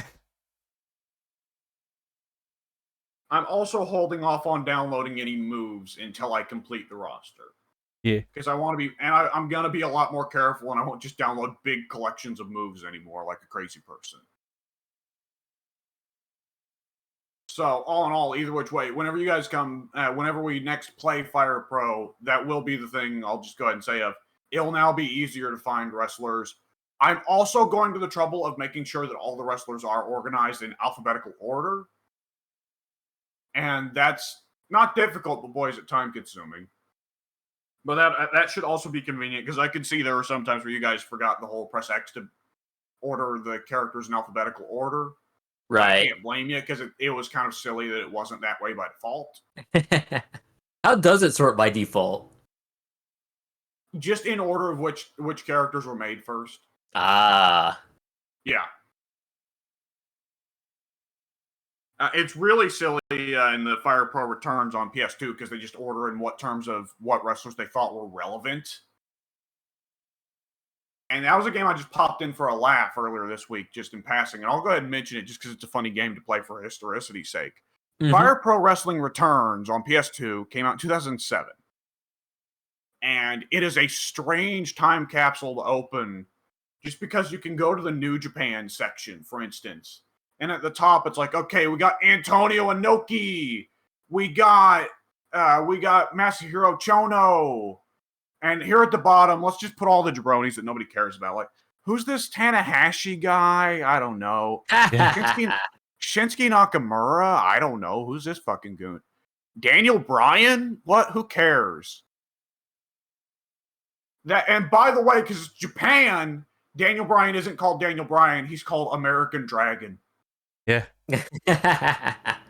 I mean, like the thing with that is that, like, if you really want I guess the culture shock, I don't know, you should play the SNES Fire Pro. That's what I started with. Which it needs to also be mentioned. I think this is probably Addie's favorite part. Fire Pro Wrestling Returns is the game where there's an American Legend section, which conveniently is a very Japan-focused American Legend section. Yes, Scott Hall. Yes, and notoriously, every wrestler in Fire Pro Returns has a little description of their character. And for Antonio Inoki, for instance, the description is, This wrestler's fighting spirit built Japan. Or Karl Gotch, the father of Japanese wrestling. You get to Scott Hall. His description is drunk wrestler with a huge body.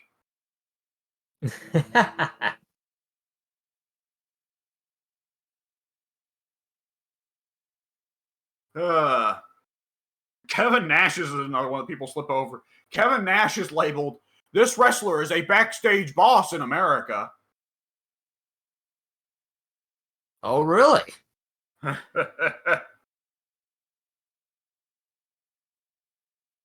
Either which way, yeah, Fire Pro been working on that. Kevin Nash's description is not sour enough. Yeah. So, all right. WrestleMania weekend. Oh, yeah. So let me pull up the stand and deliver card because I couldn't tell you what the matches were on it to save my life. You had Braun Breaker and Braun Breaker facing off in a Braun Breaker match. Which Braun will break first? All right, stand and deliver 2023. The card was... Oh, the pre-show. What about the Tyler pre-show? Bate? Tyler Bate was on the pre-show? Yeah, Tyler Bate and Chase University versus Schism, including Ava Rain. Oh, Right, yeah.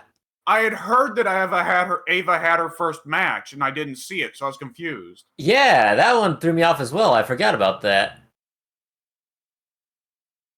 So, yeah, neither Pink nor I watched that match. Nope. I did not watch any. I'm pretty sure we would have been podcasting at the time of the pre-show, so that's how that Probably, went down. yes. All right, the first match on the actual show. Women's championship ladder match. Roxanne Perez, the defending champion. Boo! Well, was she technically the defending champion? Because I think she was stripped of the title due to injury, but I don't remember the storyline going into this. And no, she was about to. Then she went to HBK and said, "No, I can do it, boss." And HBK was like, "Okay, I got you, girl. Thank God you showed up here. If I stripped the title off of you, Booker would have came back here and axe kicked me."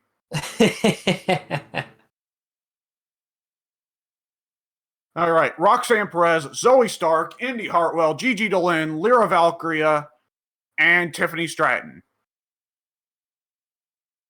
Yeah, those are names.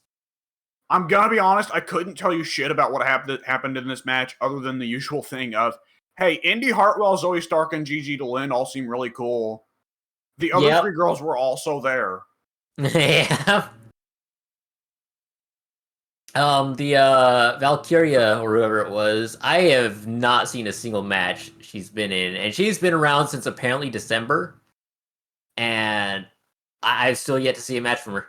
That ladder match was the first match I saw her in, and she certainly did exist, but I've got no strong feelings one way or another.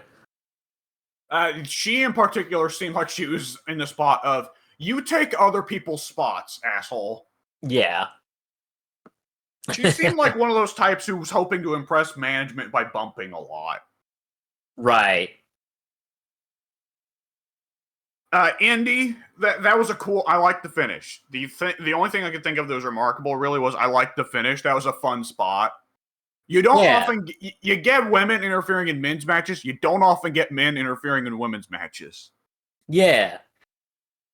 But I like it was possibly one night only. We'll see. The way is at least for one night back together. That was cute. Yeah. I love the finish of the match. But I'm a big I'm a big Index guy, so how could I not love it?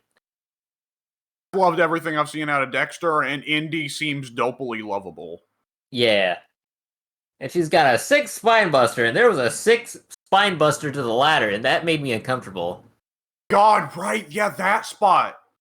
I forget who was on the receiving end of it, but I swear it was honestly like Indy almost deliberately was spine bustering her neck onto the ladder. I don't even remember who received it. I don't remember who received it, but I'm going to fucking guess Gigi because Gigi takes all the stupid spots. That's true, but I actually think it might have been Tiffany Stratton, who also took another really perilous bump at the climax of the match when she did a swanton bomb to the outside of the ring and nobody caught her, which was hilarious. But yeah, it looked like it hurt just a bit. Yeah, that Tiffany seems like another one who's hoping that if she bumps a lot, she'll get over the perception of her just being a dumb blonde, right? Right, yeah. All right, second match. Tag team triple threat match. Tony D'Angelo and Channing Stacks Lorenzo. The Creed Tony brothers sucks. and Gallus. That Creed match brothers was suck. And so does Gallus. That match was fucking terrible. That was garbage. I was What watching them all make their entrances, and I was like, okay, sooner or later somebody's going to come out here that I actually like. And nope, that never happened. Julius Creed didn't look like the complete shits. Julius Creed is the only saving grace of the match, just as he's the Wait. only saving grace of the Diamond Mine. And Diamond Mine also had Roderick Strong for a period of time, so you know how much I hate Diamond Mine off of that. In a fucking wheelchair. Yeah, he's pulling a Bret Hart, paying He's homage. pulling a Professor X. Dude, I'd love to see somebody edit that part where Julius Creed was just going ape shit and suplexing everyone in the match, suplexing anything that moved. You know, somebody pushed a chair over and he suplexed the chair. I would have loved to have seen like somebody edit where it's like a freeze frame before the suplex massacre starts, and Roderick's head just like semi-transparently floats above Julius and goes, "Kill them all, Julius. Kill them all." Yes, master. He starts suplexing Brutus. No, brother. Please. Ivy Nile just runs backstage. Fuck this. I've seen this before. He's on a rampage. It's time to This leave. is still he's on still better than that time he did this in the Olive Garden. He's not on rampage. He's not on rampage yet. He's on Stand and Deliver. That is true. Oh boy. So yeah, I liked what Derek said. Ivy Nile is the best part of this match, and she's doing nothing. She's just standing at ringside.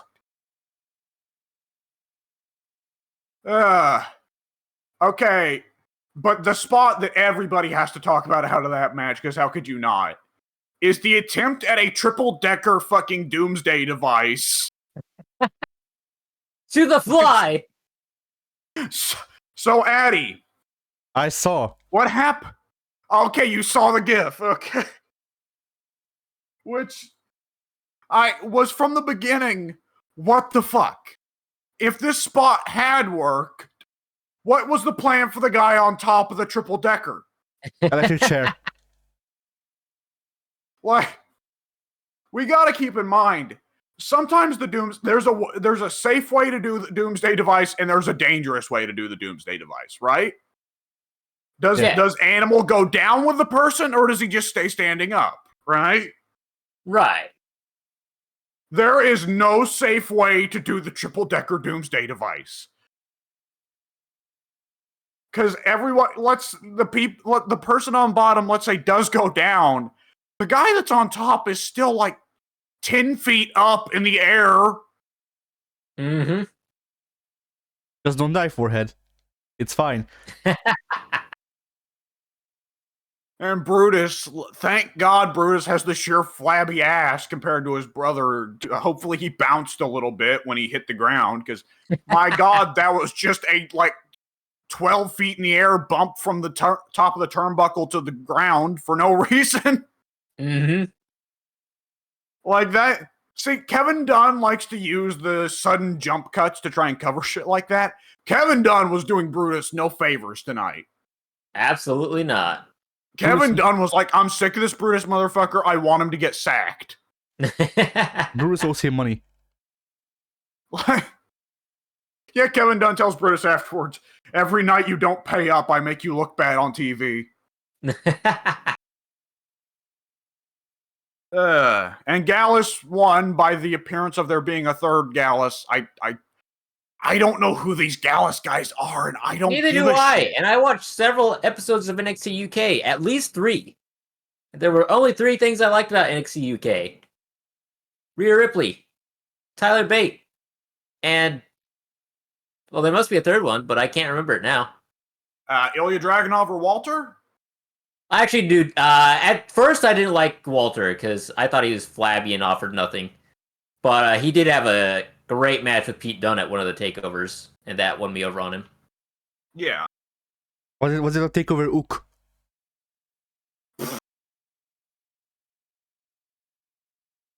Number 4, Fatal 5-Way for the North American Championship. Axiom, This match ruled. This was a spot fest from hell in a good way. Oh god. Well, the moment that Dragunov and McDonough are in the match, it's going to be like, I don't even know what the other guys are going to do, but these two are just going to kill each other. Yes. And it was glorious. Axiom, Dragon Lee, Ilya Dragunov, JD McDonough, Wes Lee. So that's, I've not seen Dragon Lee before. Dragon Lee, he is new. Yeah, they just pulled him over from New Japan. I gotta say, that was weird in Fire Pro, because Dragon Lee is part of the default New Japan roster the game comes with once you get the DLC. And it was weird going through the New Japan DLC to go ahead and set up them all as edits instead of being the defaults. And I nearly put Dragon Lee back in the New Japan roster, and I was like, hey, wait, no. Actually, now he needs to be put on WWE's side. That's weird. But Dragon Lee surprised me. Dragon Lee, I feel like, wound up getting a good showing here because he was the only one who wasn't a spot monkey. See, I wasn't sure how to feel about that because everyone else got their big spots in and took their big bumps, and Dragon Lee took a lot of pretty impressive bumps, but I don't think he did anything in this match to actually stand out. I thought Axiom and Wes Lee did a much better job of getting themselves over. And then you got Ilya and JD McDonough, who are always fantastic, so I felt like Dragon Lee was actually the odd man out in this matchup. Dragon Lee has an odd place in those spot monkey matches, but consistency can be key, you know? That is true. But yeah, well, I mean, the spot that everyone highlighted, of course, and gift afterwards was Wesley doing the backwards cartwheel and just Axiom going, fuck it. And jumping, super kicking, and upside down Wesley in midair. Yeah. I don't know if Axiom's going to have any kind of future outside of NXT, outside of just being a spot monkey. But he does have some cool spot ideas. Absolutely. And Ilya, as always, must have just told everyone backstage before the match, just fuck my shit up, guys. Ilya is one of those guys, my god, I like Ilya a lot, but Ilya is going to burn out quick. Very true. This man is not going to make it far because he is just going to get himself killed slow. He's not the kind of guy to do one big stupid bump. He's not the kind of guy to break his neck taking a pile driver or something like that. He's the kind of guy who is just going to wear himself down very, very quickly over a few years by insisting that everybody give him the stiffest shots imaginable. Yes. Because Gunther likes it stiff, but Gunther also likes chops. So Gunther can take a lot of stiff chops in a match, and that doesn't really damage his career. It means he has to spend lots of money on Vaseline, but it doesn't really damage his career. Ilya will be like, okay, you're going to do a super kick. I don't want you to fake that shit. Kick me full force in the chin or don't kick me at all. I want you to Mike Tyson the shit out of me. Make Inoki proud. I feel like it's a strong contrast with JD, because JD also likes it stiff. But JD is so much better at ring psychology. JD is so much better at having a character. And JD is just generally more capable of not working stiff. That it feels like between the two, I love them both, but JD, you can tell, is going to have more length, whereas Ilya is going to burn bright for a few years, and then... Oh, yeah. JD, I think, has a decent chance to actually be a pretty big success on the main roster. I'm hoping so. Which, of course, can't foolproof predict these things. The fifth match. Oh, Wesley retained the title. There you go. That is true. Fifth match: Gargano versus Grayson Waller in an unsanctioned match, which I guess is the new name for Extreme Rules. Basically. So we run into the inevitable question again of why not just call all your friends out to help you in the match? Yeah. They were all there. We saw the way earlier in the night. Because Grayson was more or less relatively dominant until he goes to pick a fight with Candace at ringside. And so Candace just gets in there and whips him with the kendo stick. And here I am thinking, like, why not get the baby in here too? Give the baby a kendo stick. It's a family affair. Nonetheless, it was a solid hardcore match. I'm not a fan of hardcore matches, but as hardcore matches go, I thought this one was a solid one. They did a lot of nice stuff that was easy to fake, so no one really got hurt. Yeah, there wasn't anything crazy in this match like earlier in the night, that's for sure. Yeah, they didn't do any crazy hardcore spots that were like, okay, don't keep going in the match there because you're not going to go up from there. In the match there because by all logic and reason that should have killed the guy. They never really went that way. I also like the decision to have a finish that was actually just a regular move too. Yeah. And I thought it was really neat that they ended the match with the image of the Way minus Austin Theory reassembled on the entrance ramp. I thought that was really cute. Yeah. It almost kind of made me wonder, though, if they should have them mock Theory, have something about them shitting on Theory for leaving the family behind, though. It kind of shocks me they never did Theory versus Gargano at a pay-per-view. Yeah. I mean, Hopefully, guess that door is still kind of open for now in the future, but yeah. I hope back they'll in the do day, something that with never... both in the future, but if Gargano's just more comfortable helping out the younger guys on NXT, that's fine, too. Yeah. All right, let's see. Women's tag match. Fallon Henley and Kiana James versus Alba Fire and Isla Dawn. This was a match, all right. Yeah, kind of just a nothing. I did think it was neat they had the thing of one half. I think it was Kiana. They had kind of an awkward, they had like a friction in the Fallon and Kiana team of Fallon wanted to be a babyface, Kiana wanted to be heel. Yeah. And so they wound up arguing over, no, we're not going to get her. Is this supposed to be they're managed by their boyfriends? I think so, but I don't know. You would have to ask Gog because he's a big fan of all four of those guys, and he knows what's going on. I don't. And I'm not. Either which way, I did think it was a neat finish of they lose because they got distracted arguing about whether or not to cheat. Yeah. And I'm at the very least happy that Alba and Isla won because I can at a glance tell you what their gimmick is. Whereas Fallon and Kiana, I'm just kind of like, okay, I guess they're supposed to be pretty girls managed by their boyfriends, but beyond that, I don't get it. Right. Alba and Isla, you'd have to... They come out under the sign of a fucking pentagram. What do you think their gimmick is? Good Christian girls. Yeah. Also, good God, Isla Dawn is like... If they put Isla and Sheamus together, that would be illegal because it would fucking blind people and cause permanent eye damage. The gimmick should have been that Isla Dawn is a ghost that was summoned by Albert Fryer. But at first, she was a rival. Don't worry about it. That's just how witchcraft works, yo. First, you must beat the ghost. Yeah, you have to beat the demon to gain control of it. Yeah. Oh man, I think that's actual I think that's actual Bible lore. That you technically had to beat the demons before they did your bidding. So you have to like cheat them out of power. So I don't think the demons ever did the biddings, but I don't know. Well, yeah, I don't think that. Demons I'm not sure that's how that works. If you, I'll it just depends. Go ahead and say I have not studied the New Testament much, but I did take a college class studying the Old Testament. Demons are not as important to the Bible as people seem to think. No, that's the thing. Like the stuff I'm talking about isn't actually in the Bible. It's the shit that the church made up. It's the church's Bible fanfic that was canonized at one point.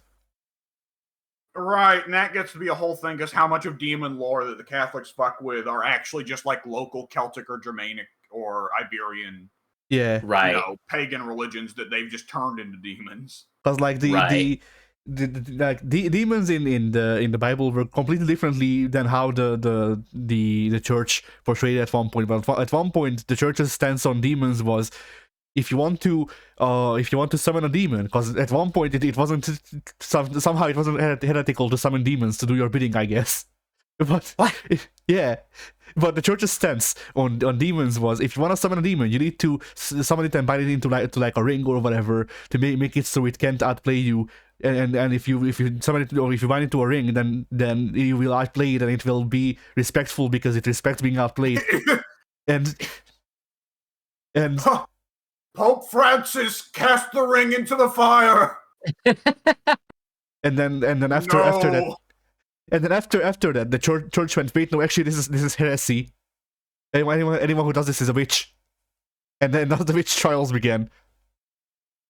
Dude, Catholic politics, the political history of Catholicism is a wacky trip. Yeah. All right. By the way, let me get this one last thing in with Isla Dawn here. Rhea Ripley has started a trend amongst the women wrestlers. Have you noticed they're now all trying to use tricks to accentuate their asses? Yes, and it's great. In particular, the trick that Rhea uses of a garter belt that forces her fat off of her thighs onto her ass. Yes, it's great. I'll admit I'm not complaining either. With that said, Isla's so pale that it kind of looks like she's got the moon attached to her ass. Brings a new definition of mooning people. Right. Is that a crater? Anyways, I want to get this in real quick because it's not on the match card, but it is relevant to the show. Pretty Deadly got a bunch of promo bits in between matches. Dude, yes. Pretty Deadly is amazing. Yes. I'm a big fan. They were one of the other things from NXT that I didn't mind at all. Even though NXT UK for the most part sucks. Pretty Deadly are way better promo guys than 95% of the people on the main roster. Absolutely. Which, I mean, granted, it's in large part because Pretty Deadly is more or less just being allowed to do the same gimmick they already did on the indies, so it's kind of who they are. They're more adjusted to it, whereas guys on the main roster usually have gimmicks thrown at them and promos thrown at them that aren't them. Yep. But nonetheless. And the last match was okay. I just want to point this out real quick. Sorry for cutting in. I'm playing Tales of Iron right now. I reached a point, and one of these side missions is Arena Challenger Mole Mysterio. It's a mole with a glaive and a mask. Oh no! I'm gonna have to beat Ray. Anyway, continue. So, the last match of the night for the NXT Championship was Carmelo Hayes versus Braun Breaker with Trick Williams at ringside. Yes. Yes, it was. And I was kind of expecting something big between those two. Well, it was just kind of a solid but nothing special match. Yeah. The decision to go with a dusty finish, though, surprised me, especially considering... So, they went with a dusty finish of Carmelo playing the heel and Braun playing the face. Braun gets fucked out of the belt. The issue was the crowd was clearly favoring Carmelo. Why would they not? Braun sucks. Braun is coming dangerously close to being put in the... Braun is coming dangerously close to, if not already in the position of feeling forced. Whereas Carmelo was kind of the underdog, so Carmelo had, he was the one being treated like the face. But they wrap it up with Carmelo being booked as the heel. But then on Wednesday night NXT, or Tuesday night NXT, just a few nights ago, Braun goes out to say, hey, Carmelo, I respect you. You beat me, man. And then, heel turn, swerve, he lariated Carmelo. Braun's a heel now. Wait, so that means Carmelo was the face, and it was a face versus face match where the face won by cheating, but the face who didn't cheat is now the heel? Yeah. Huh? Yeah. I mean, don't get me wrong. I think Braun's gonna work way better as a heel. Because I'm gonna be honest, as a face, Braun just came off as a complete goober.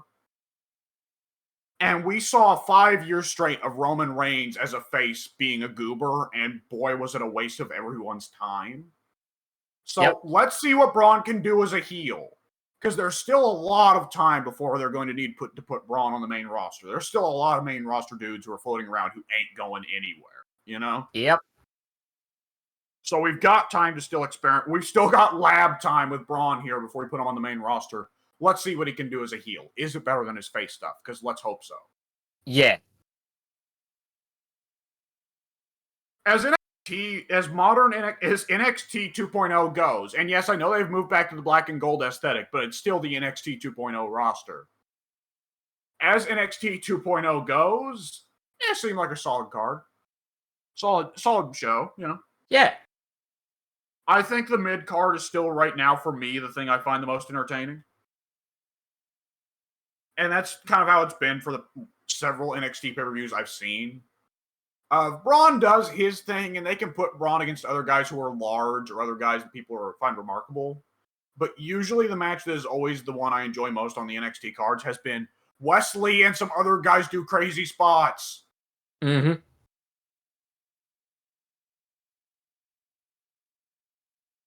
All right, and WrestleMania 39. So, we got night one, first match, Theory versus Cena. Yes. Cena did not feel like showing up to work yet the other day, did he? All of these are wrestling jokes. So I fought Mole Mysterio, then I fought Macho Mole, and now I'm fighting Mole Kind. Jesus Christ. Beautiful. In it. The timing. Yeah. He has a gun. Help. Oh, God. He has Mr. Sacco. Mr. Sacco. He actually has Mr. Sacco on the other arm, and then he also has a gun. He pulled out a chair. Is Mr. Sacco trying to hold the other hand back from using the gun? No. All right, Theory versus Cena. Boy, should we all be glad that was the first match on the card, right? Because otherwise the crowd would have shit on Cena. Yeah. Cena, I don't know if it's old because he's got old, or if the production companies told him not to take any real bumps. Or That's probably Cena more likely, honestly. Probably, but like Cena came out there, he was oddly skinny. He was not tan at all. He was as pale as Sheamus is, which was bizarre to see. And the bald spot is even bigger. And God, Theory just had to do the whole match himself. It was like Cena got in like, I don't know, 2 or 3 moves to begin with. So Cena busting out the chain wrestling. What is this?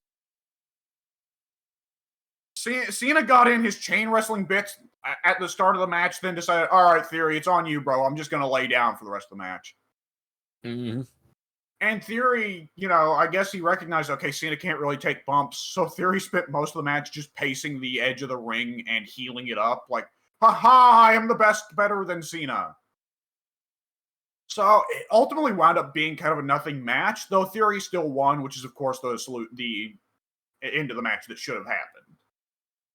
The right guy won. I was worried for a little bit they'd have Cena win, and then Cena just prances around with the U.S. belt on a show or two and then drops it, right? Yeah. Just for like the ratings bump of Vince wants, you know, WWE to look good during the Endeavor purchase. Let's get Cena on for a little bit, right? Right. Next match, Tag 4-Way. I hate these matches. I fucking hate this shit. I don't like them either. This match made no sense. Street Profits, Strowman and Ricochet, Alpha Academy, Viking Raiders. Okay, so it's a tag 4-way, this thing they do now where you have to tag in your opponents. I hate that to begin with. Also, they recognize this is stupid and they should have just had it be a tornado tag match. Because halfway through, it turns into a tornado tag match. Uh-huh. Because, like, for a little bit, there's more guys in the ring than there should be. But Corey Graves, like, says on the mic, oh, there's a 5-second rule. After tagging, you're allowed in for 5 seconds. Okay, sure, Corey. But what about the 5-minute rule? Because there was a certain point where a bunch of people who didn't even get vaguely tagged in just go, fuck it, and jump into the ring, and they all go nuts. Yep. At which point, they just kind of do spots, and it's kind of what the usual of what you'd expect. Ricochet takes some crazy bumps. The larger Viking takes some crazy bumps. The Vikings get in their cool tag moves. Chad Gable German suplexes Braun because that poor Chad, right? Because Chad Gable, he consistently gets held back by his height. But every match he's in with someone even vaguely large, everyone gets reminded of, holy shit, that little guy is strong. Uh-huh. Gable's a beast. And one could say he's a Chad. The funny thing was, like, all the cool stuff was done by the 3 teams that didn't win. Because then Street Profits won. Right. And it was just bizarre. And I also find it bizarre. Why are the Viking Raiders the only ones who have actual tag moves? That they do, right? They're the only guys that do them. Strowman will use Ricochet as a projectile sometimes for suicide dives, but that's the extent of it for them. Street Profits and Alpha Academy don't have any tag moves. You're not wrong there. I hadn't thought about that. Like, they're more or less just wrestling a standard fatal 4-way where there's one guy they don't want to beat up. Yeah. So it's just kind of a nothing match, but what do you expect for a clusterfuck match like that? Clusterfuck booking. Seth Rollins versus Logan Paul, managed by KSI. Who? Dude, I just look at him and I hear YouTube. Yeah, Logan, or whatever. KSI is one of Logan's Ubers, pretty much.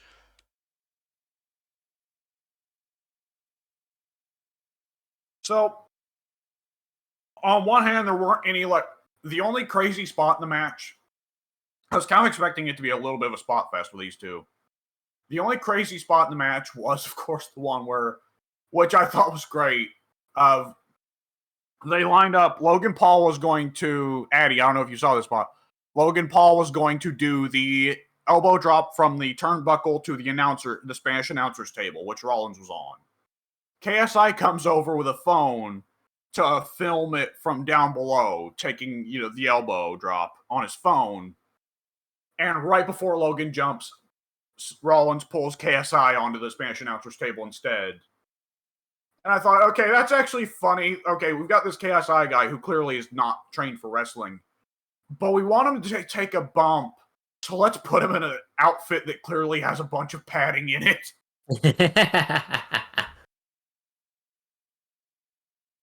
I mean, it's Rollins and Paul, right?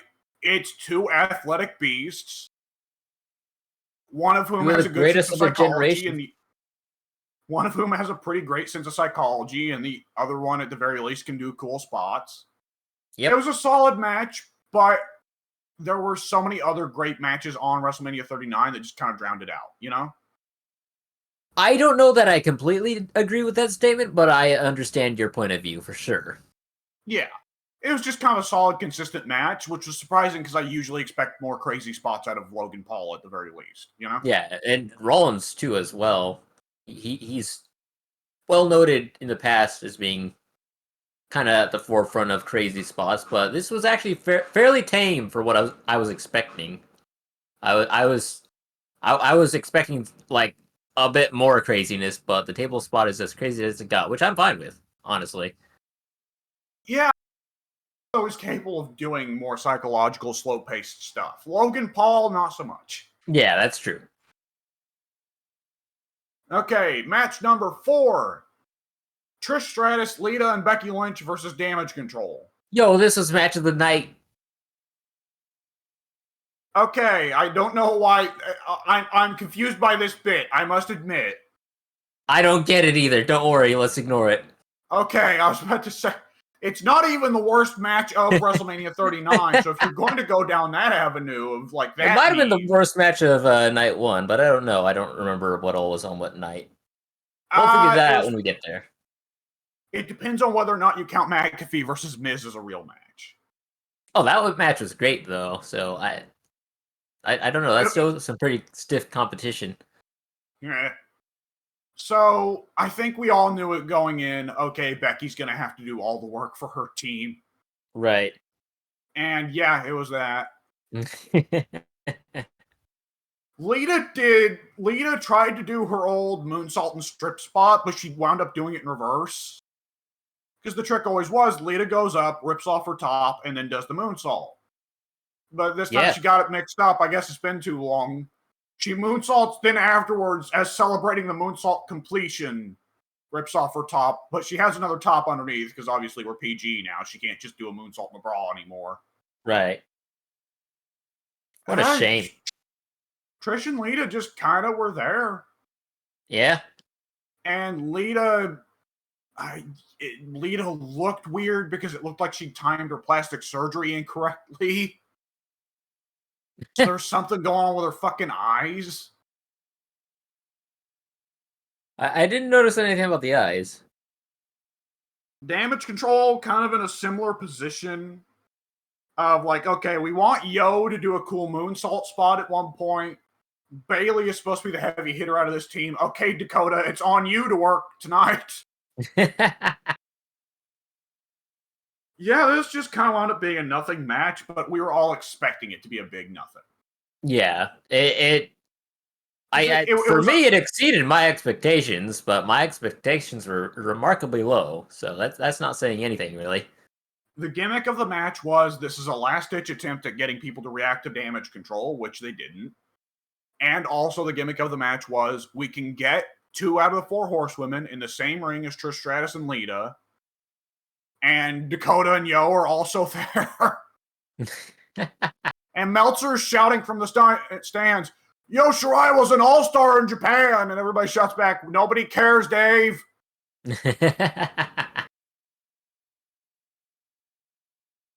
So the aftermath of this match has to be, okay, wrap it up on Damage Control, guys. This didn't work. The damage cannot be controlled. Yeah. Well, the gimmick never made any sense to begin with. Why are they called Damage Control? I have no idea. Yeah. It was 100% like if they had just made it Bayley is the evil mentor to these 2 NXT call-ups and focused on that. If they allowed them to be dominant and be a problem and not just get routinely 1-on-3 squashed by Bianca Belair. Maybe they could have been something, but even then, this team lacks that certain. It never felt like a team. It felt like the 3 women were all going out and doing their usual shtick, and their special entrance was they go out and do their usual shtick at the same time. Yeah. It's time for Plan B, Brayley. And like Bailey and Dakota, okay, both of them have long histories of working heel. Why are we having Io Shirai work heel? Because she can't. She's not doing it. She's not working heel at all. She's doing the same thing she always does. She's going out there and looking like, oh, I'm so cute, and then she does a moonsault. Yeah. Why?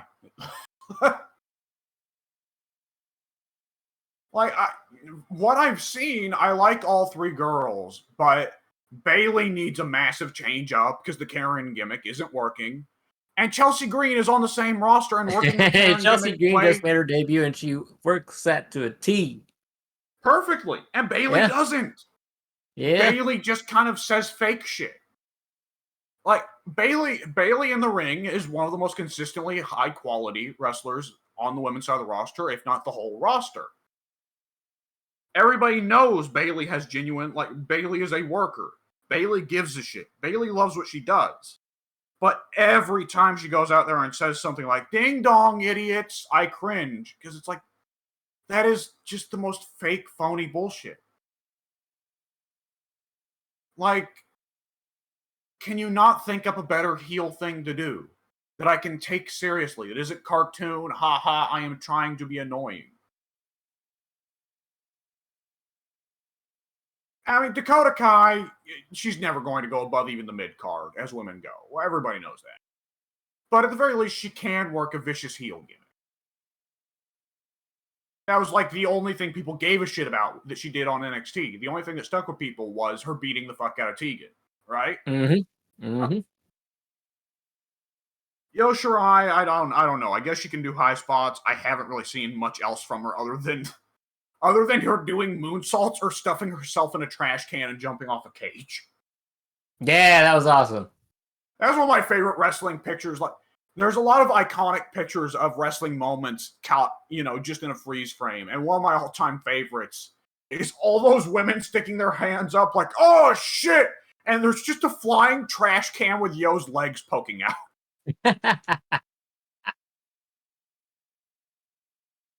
All right. Rey Mysterio and Dominic, I did not expect this to be... If it weren't for the match that followed it, and even with the match that followed it, I'm very tempted to call this the best match of night one, if not the best match of the whole weekend. Yeah, right. I was Dominic, a big fan.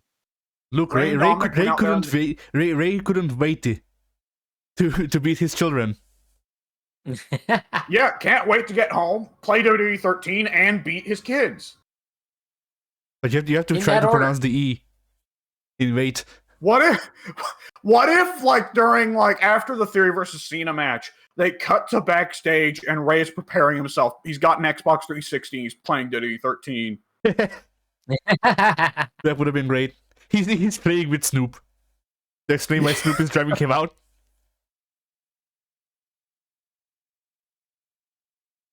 My God, I can't believe it. Guys, I'm gonna say the words I never thought would come out of my mouth. I am a Dominic Mysterio fan. I know, right?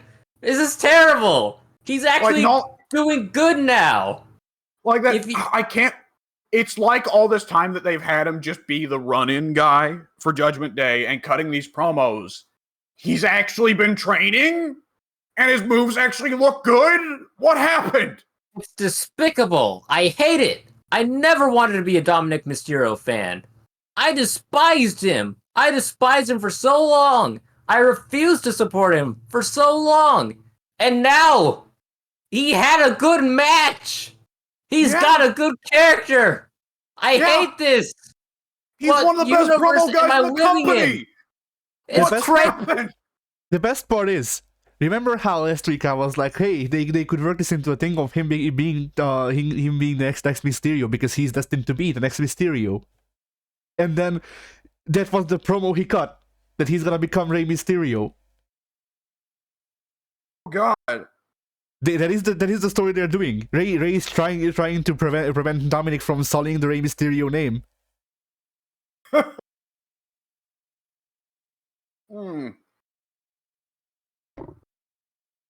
Whew. So it needs to be said, the entrances, right? Yeah. Okay, now we need to get this out of the way because I know it's the part of the match that Addie heard about. Yes, they did accidentally use a picture of Auschwitz during Dominic's entrance. I've seen Dominic's entrance aside from the Auschwitz picture. Okay. So yes, that was bad and dumb, and an intern certainly got fired for that. Fired, flogged in the streets. I mean, they caught it in like 20 minutes. Like the second time they aired the clip, it wasn't in there. So I don't know who it was that had to see that little edited, put together compilation there and missed it. But then the next guy saw it. But anyways, so yeah, Dominic. Correct me if I'm wrong. Didn't Dominic at first because Ray came out at first to, of course, I lie, I cheat, I steal, and then it switched to, Booyaka Booyaka. But yeah. Is my brain breaking? I could swear at first Dominic comes out to Sad But True by Metallica, and then it switches to Dominic's own theme, doesn't it? I don't remember. I'm going crazy. Because I almost feel like at first when the police truck is driving out, it comes out to Sad But True. And then when Dominic gets out of the truck, it switches to his own theme, or the Judgment Day theme, whichever. It Well, it did might switch to the have. Judgment Day theme because it wasn't the other side, or whatever not other side. What is the name of the Judgment Day's theme? It's other side. Oh, okay. Okay, I was getting it mixed up. I was about to say, that can't be right. That's Undertaker's theme. No, I was thinking Dark Side. Oh, But, yeah, probably, would you say best entrances of the night? absolutely. Definitely for night one. Dominic's entrance was phenomenal, and Mysterio came out to the only entrance theme that ever mattered in his entire career because he sucks without Eddie. The only thing, okay, if it did play Snoop, that would have been funny. Only thing that disappointed me, like I saw a clip of Snoop driving came out, and it was playing Snoop Dogg music, and then they appeared, and then Light Cheat and Still started playing after that, and then it switched to Booyaka. Oh, I don't remember that. Okay, I don't remember if it was Gin and Juice, but they played something from Snoop Dogg. I don't remember what it was. I don't know Snoop's discography, but they definitely played a little soundbite for one of his songs. The only change I would make is put a lowrider kit in the lowrider they actually drove to the ring, and let Snoop bump it up just once or twice like Eddie would sometimes. Right? Yeah. I mean, considering Ray was already scared shitless of falling out of the car, maybe that's why they didn't. Yeah. But yeah, that was also a pretty good match. They worked in the rest of the Mysterio family. They had a belt whipping spot, which I like everyone else that found was funny. Fun of the night for me. There was not the same joy in my household, but my mom's had bad experiences with her parenting, so that didn't get quite the same pop here.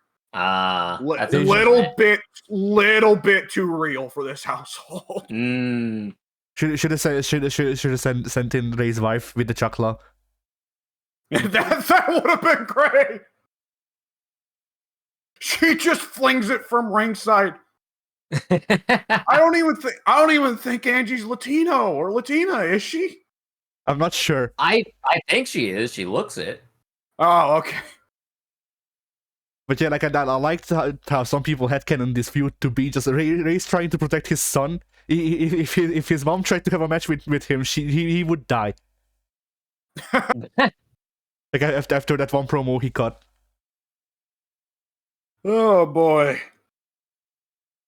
Well, he did finally eat a slap from his mom. So she got in one spot. There you go.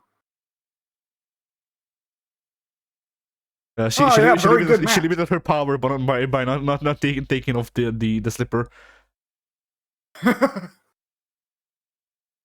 All right, next match: Charlotte versus Rhea Ripley. Oh yeah. Yeah. Oh yeah.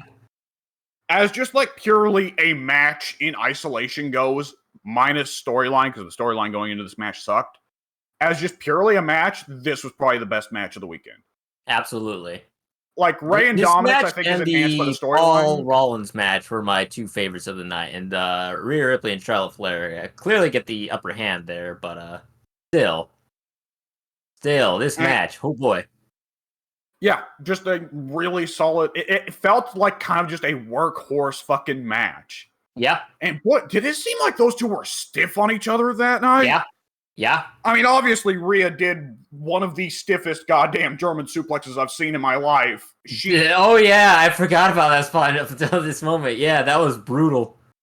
It's the first time I've ever seen, okay, I've seen stiff German suplexes where you drop somebody on their neck. I've seen German suplexes where you throw someone overhead so that they land on their face. I've never seen a stiff German suplex where you throw someone over so they land on their face, but still hold on to them enough that they can't really land on their knees to protect themselves. Rhea did that on Charlotte. She German suplexed Charlotte straight on her face. Mm-hmm. And I was amazed that only the bridge of Charlotte's nose was damaged. Mm-hmm. I was amazed that it was not a full-blown instance of Nia Jax just explodes Becky Lynch's nose, right? Right. So, yeah, they went out there and killed it, and Rhea did one of the only good Riptide she's ever done.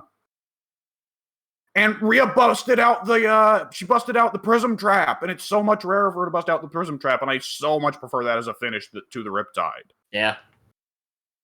The Riptide she did at Mania, it was basically just a pump handle, what would you call it?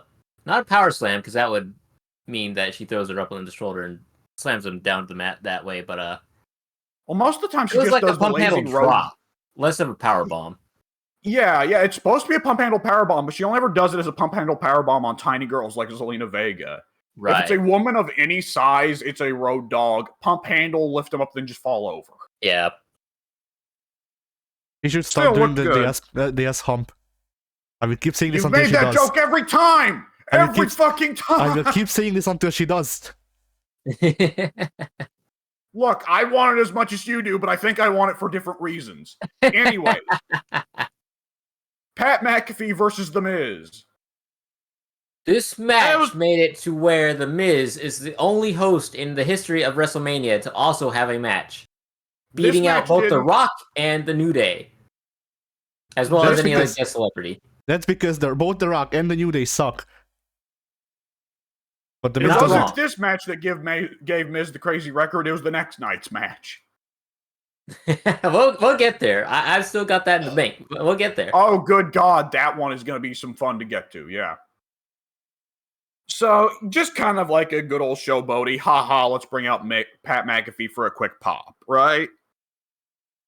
Yeah. And, we're very clearly to the point where anytime Pat does anything, it's a pop, because who doesn't love Pat McAfee at this point, right? Right.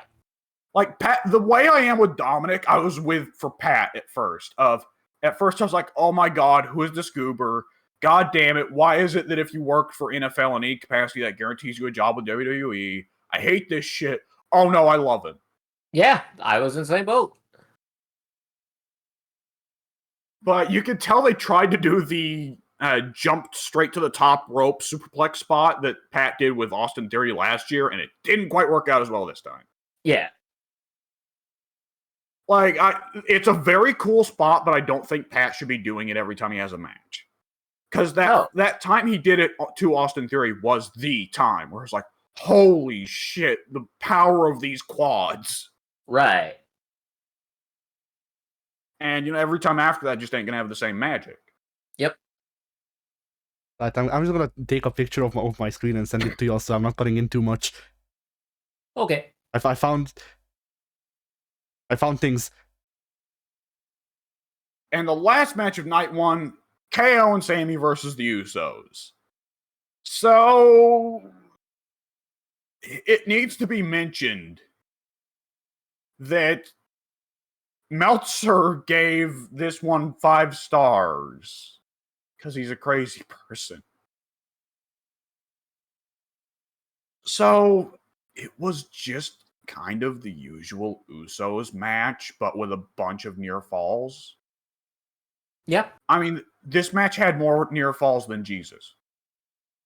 But yeah, he only had one. That's true.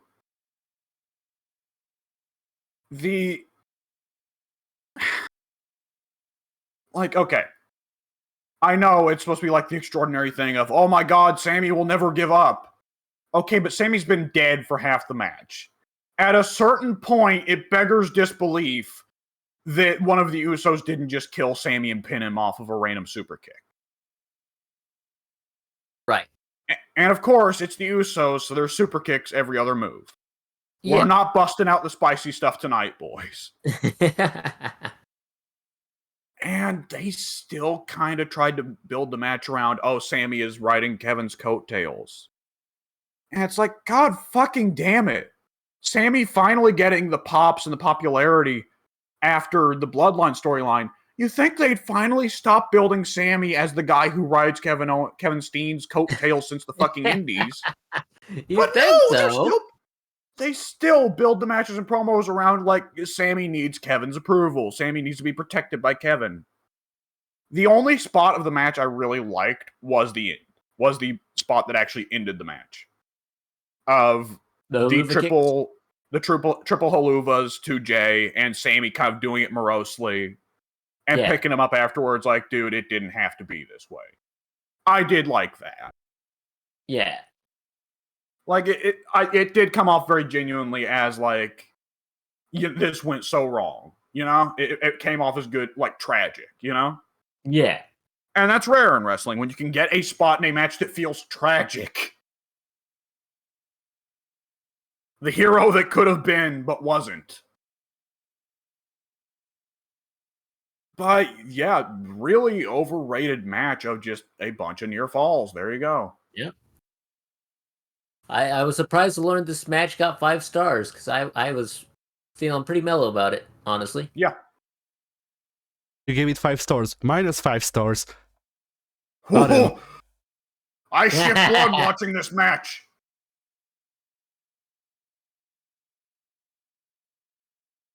It was so terrible it made my intestines curl up and put themselves in a sleeper hold. It was a sleeper hold that made my intestines shit like CM Punk. So that's night 1. Night 1, I think, was really solid. It had some overrated matches and some nothing matches, but also had some fantastic stuff. Yeah, absolutely. Now, I think where most of the people are like, oh, night 1 was so amazing and night 2 was terrible. I was a much bigger fan of night 2. Oh, really? Yeah. Oh, really? Well, I was a much bigger fan of Stand and Deliver, so how's that? Oh.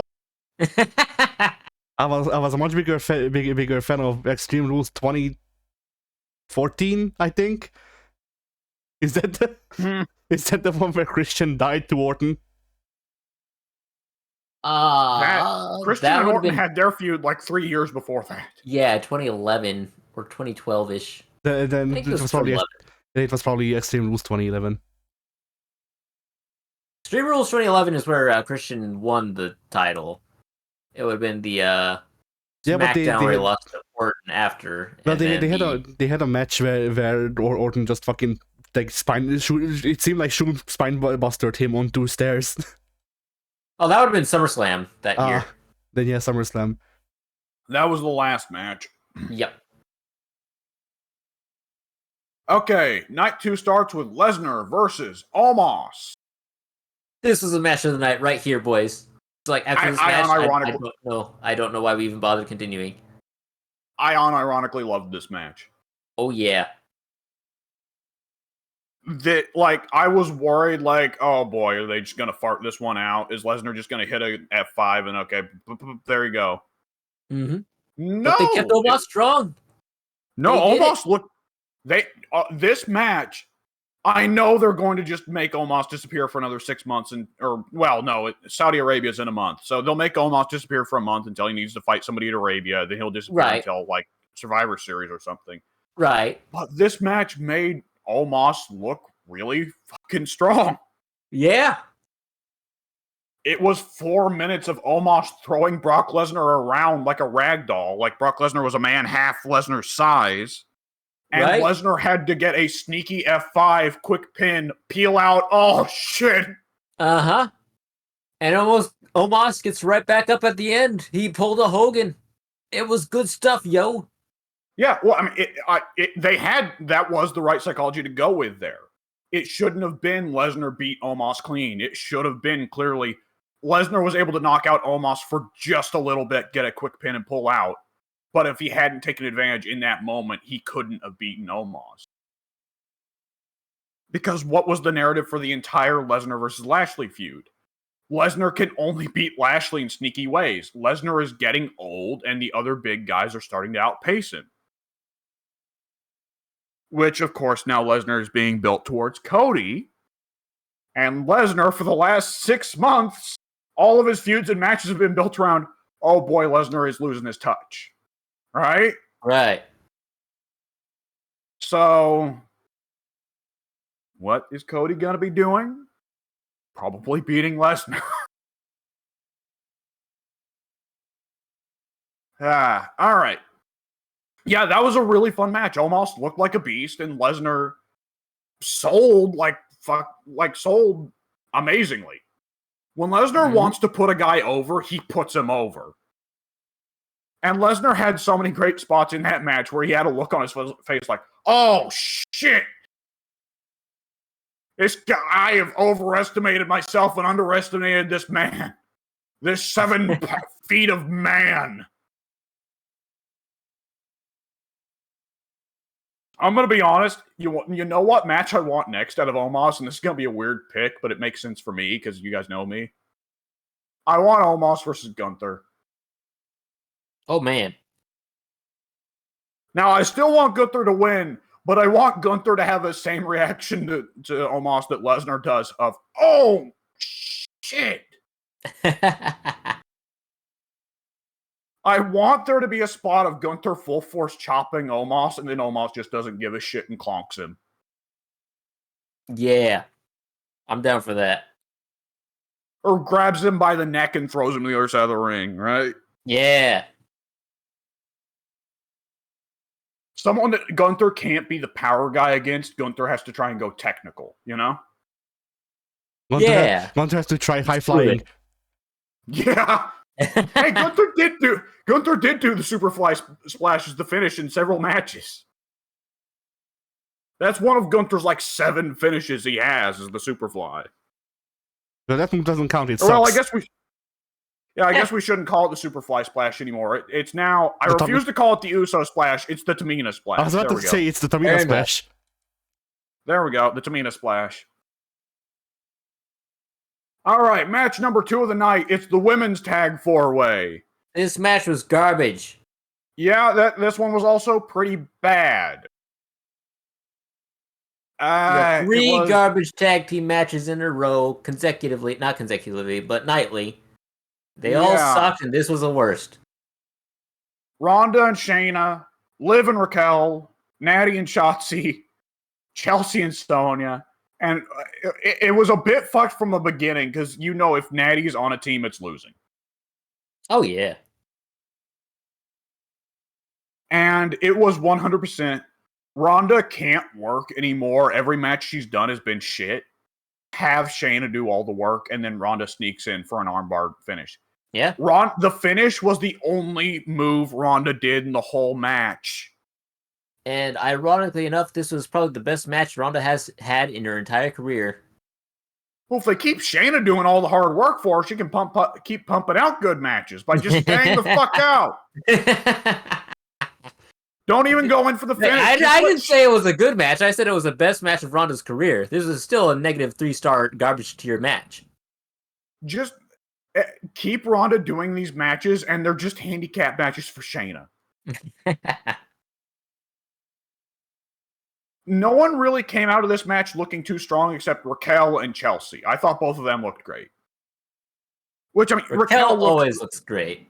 Yeah, I was about to say, Raquel's just been looking strong a lot lately.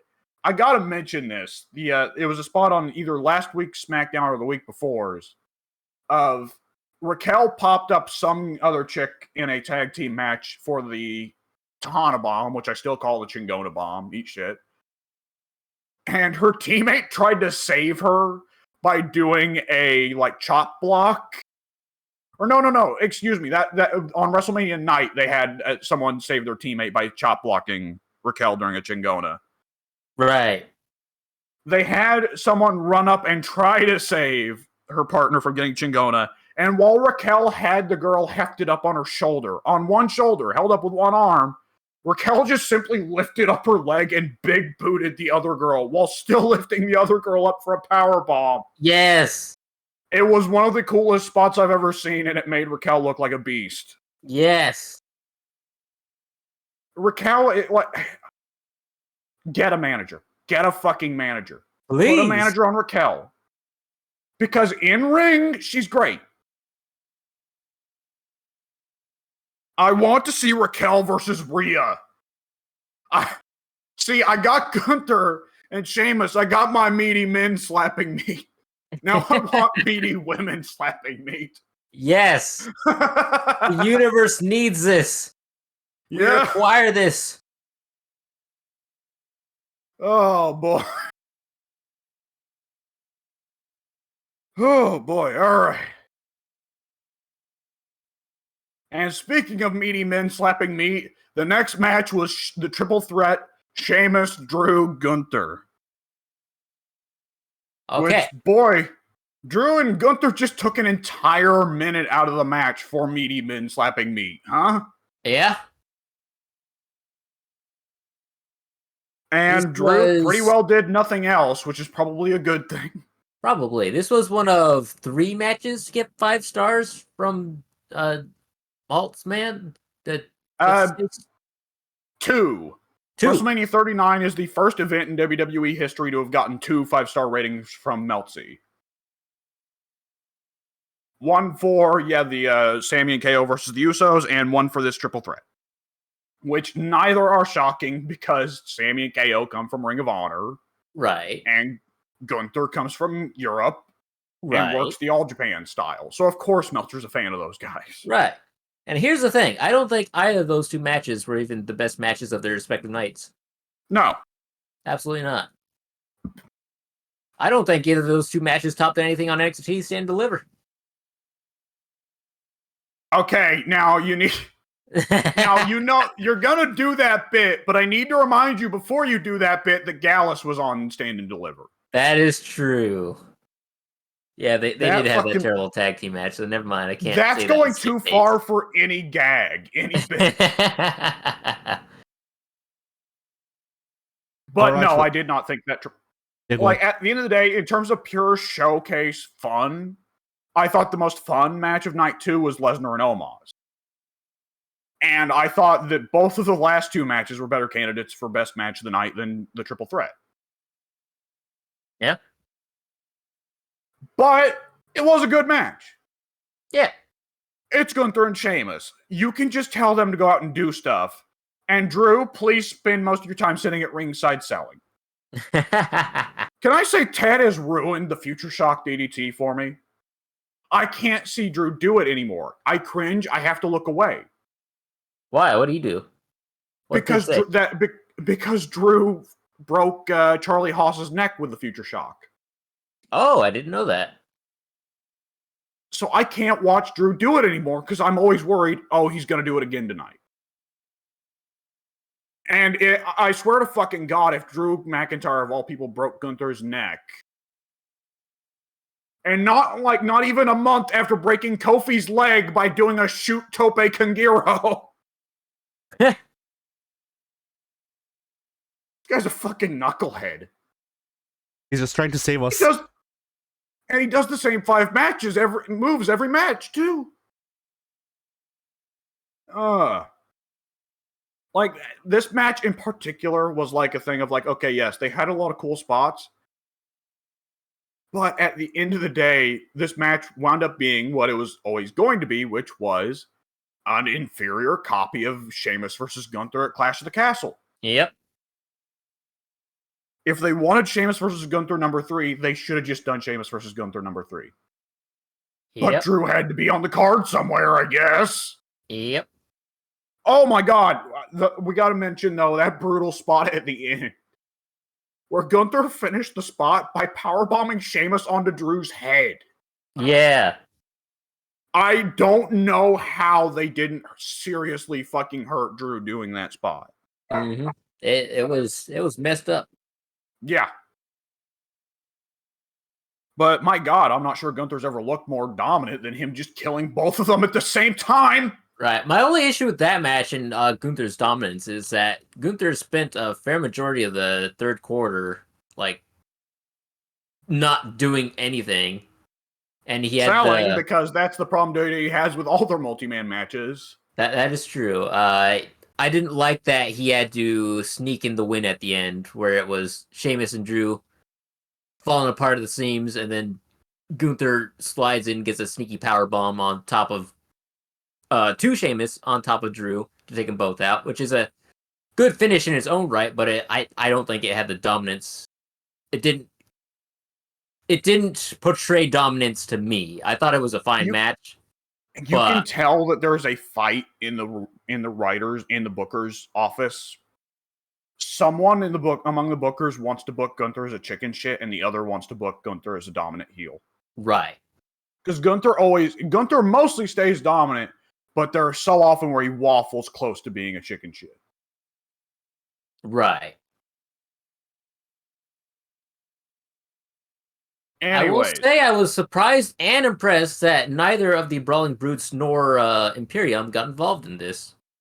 yes. I figured since it's a triple threat, no DQ, I was like, for sure, they're going to throw all the bodies out there. We're going to have all the spots out there. But no, they kept it clean. Called it straight down the middle. That was a surprise. The Brutes were there for Sheamus on the entrance ramp, but then went back to Gorilla. Yeah. It was crazy. Yeah.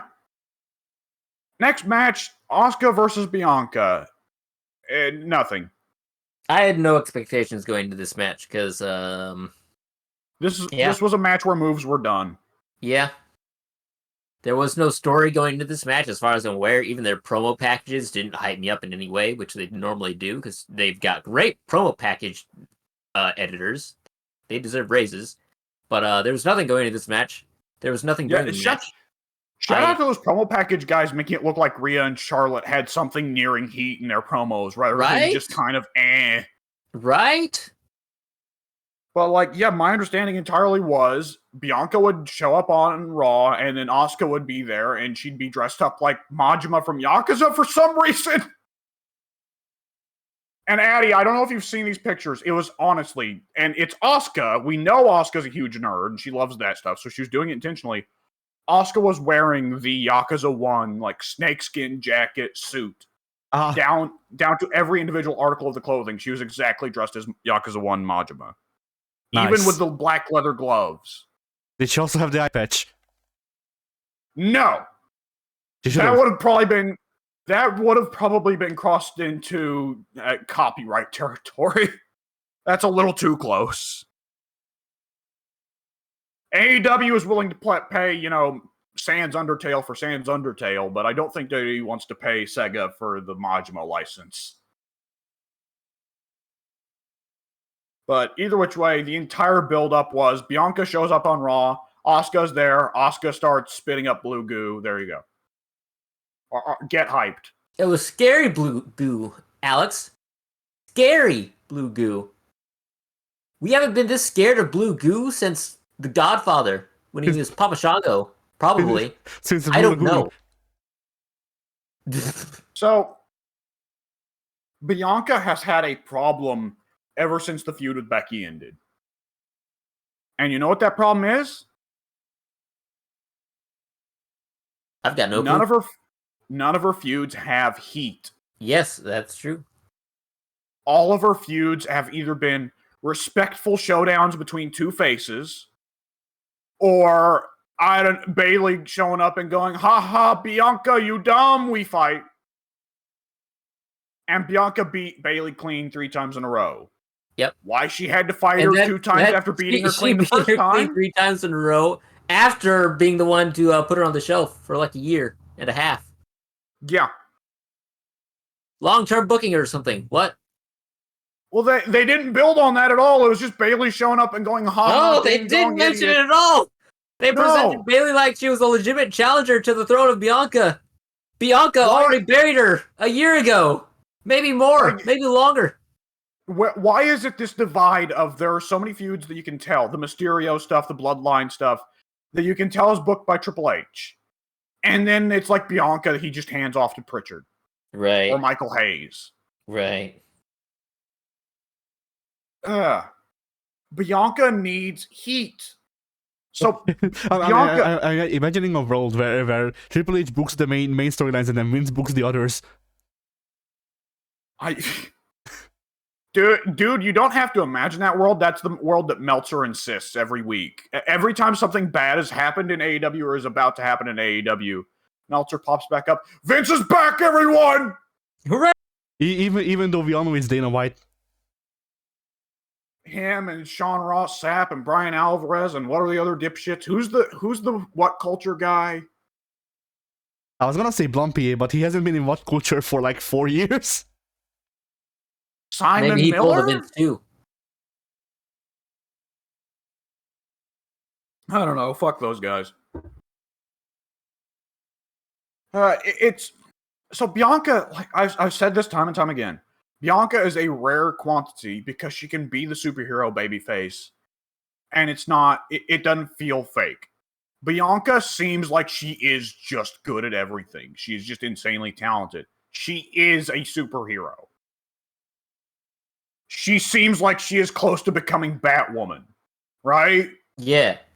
If I was told she has a bat cave, I would not be shocked. Here's a Bianca cave. It's made of hair. She's an all-star athlete in both track and wrestling. She's a master masseuse. She's incredibly intelligent. What's she gonna do next? Go to the fucking moon? Yes. Maybe.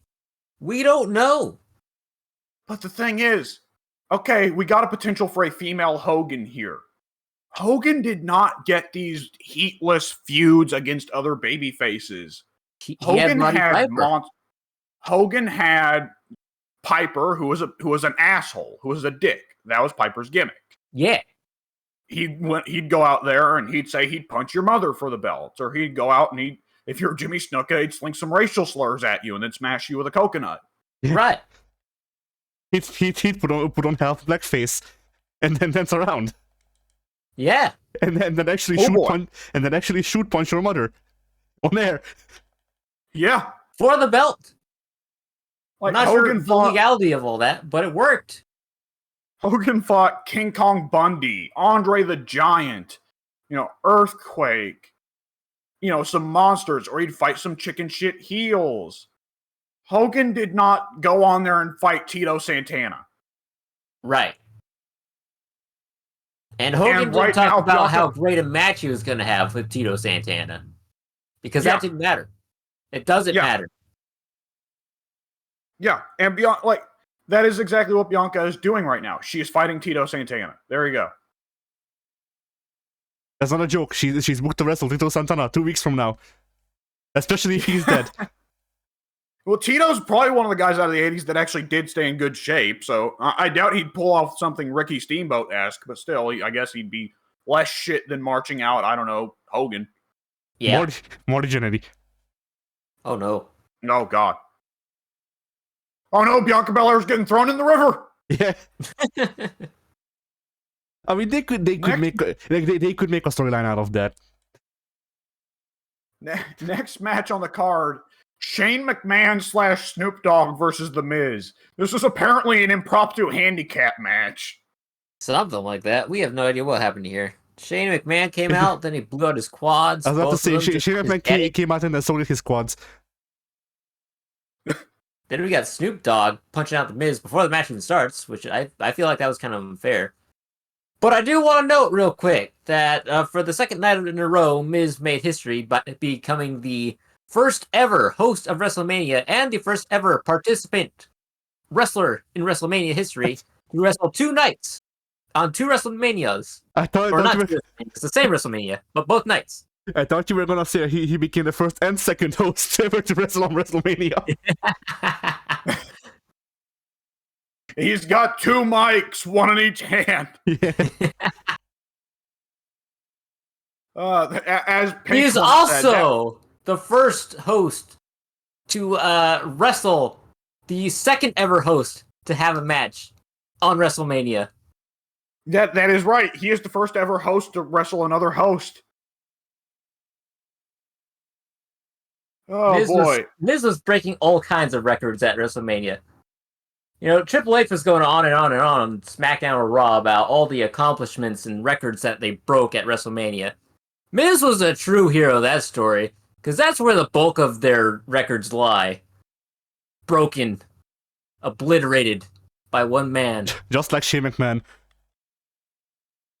Just like Shane McMahon. So, man, that was the quickest I've ever gone from happy surprise to, oh no. That was, my life flashed before Shane McMahon's eyes, I'm sure. Like, it 100% went from, oh my god, it's Shane! This is awesome! Oh no! You could not look away. It was the worst car accident you've ever seen. So here's the thing. I had my phone out to talk with you guys on Discord in the Discord text chat. So I actually missed Shane blowing out his quad. I looked down at my phone for just a moment, and I heard my mom go, "Oh no!" And I look up, and Shane's on the floor squirming, and I'm like, "What happened? What the fuck?" He was in there for less than 30 seconds. Less when than 10. When my mom said he blew out his quad, I did not fucking believe her. Because what the fuck are the odds? Vince goes out, blows his quad. 10 years later, Shane goes out, blows his quad. 2030, Stephanie's gonna be like, "I'm back, y'all." No. It's gonna be Triple H's daughter, one of them.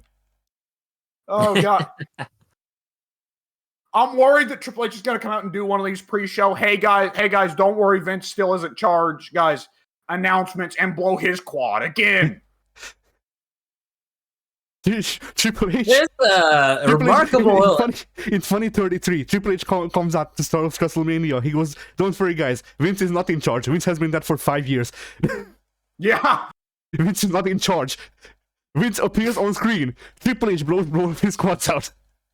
And Vince appears on screen, rising to heaven like the Undertaker after Yokozuna and Genichiro Tenryu buried him.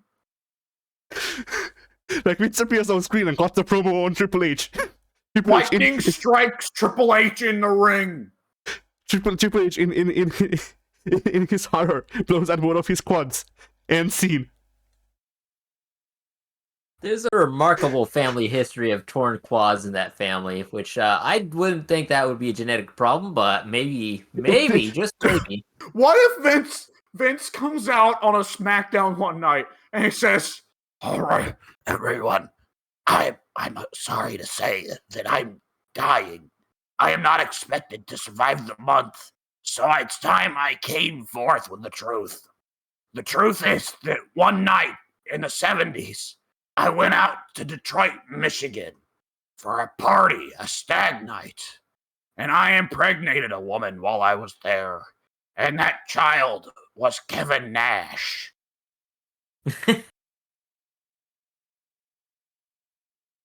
And then Nash my god! Nash Did comes any out of you guys see the Vince McMahon area manual interview? No. Vince sounds like he's going to fucking die. I mean, he is 500. Okay. Got him So some have any of you guys? So you guys know how Steve-O from Jackass sounds, right? No. I don't know what a Steve-O is. So Steve-O was a guy on Jackass who took a lot of the nastiest bumps, because Jackass is pretty well a stunt show. And he also did a lot of the nastiest gags. And one of the Steve-O signature things was he would force himself to puke. And there are a lot of instances where they had him eat intentionally nasty stuff, like, I don't know, piss or snot or vomit or whatever, and it would cause him to puke. Steve-O, for several years in a row, puking was his gimmick. And he did it so much, it damaged his vocal cords. So now Steve-O has to use a alternative trick to try and speak from like lower in the vocal cords, so he doesn't talk like a normal human being does. Vince sounds like he's doing that because he probably damaged his vocal cords all the years of doing the "you're fire" gimmick. Yeah. Because Vince sounds like he is having to Vince sounds like he is like rapidly inhaling and exhaling to like force stuff through the sternum as a way of speaking. Yeah, this is the reason that that metal singers have to learn how to scream, because if you do it the way it comes naturally, then you just fuck yourself very hard. Yeah. Like, I remember we had an argument about this a while ago where Ted and someone else was like, screaming takes no talent. No, dude, screaming naturally, sure. Screaming in a way that doesn't fuck you up in the long run, no. That takes some like skill.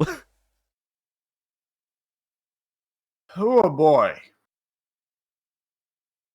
But so there's the Shane bit, then there's the Snoop bit. So what everybody has to say is big credit to Snoop for being an improv master, apparently, for recognizing, oh, shit's gone wrong, let me fix this. Absolutely. Snoop recognizing from all of his ring expertise. Oh shit, I need to cover for Shane. Quickly, people's elbow. Right? And the thing was, it made Miz look terrible. Because there wasn't really anything Miz could do in that situation, but Miz got stuck for about 10 seconds uninterrupted of the camera just camping out on him while he just went, oh, shit. Yeah, you could see Miz's face. He was putting on a grumpy face, to be sure, but yeah. Because, like, he knew things were not right. because the thing you're supposed to do in situations like that is, okay, start putting the fake boots to them, right? Right.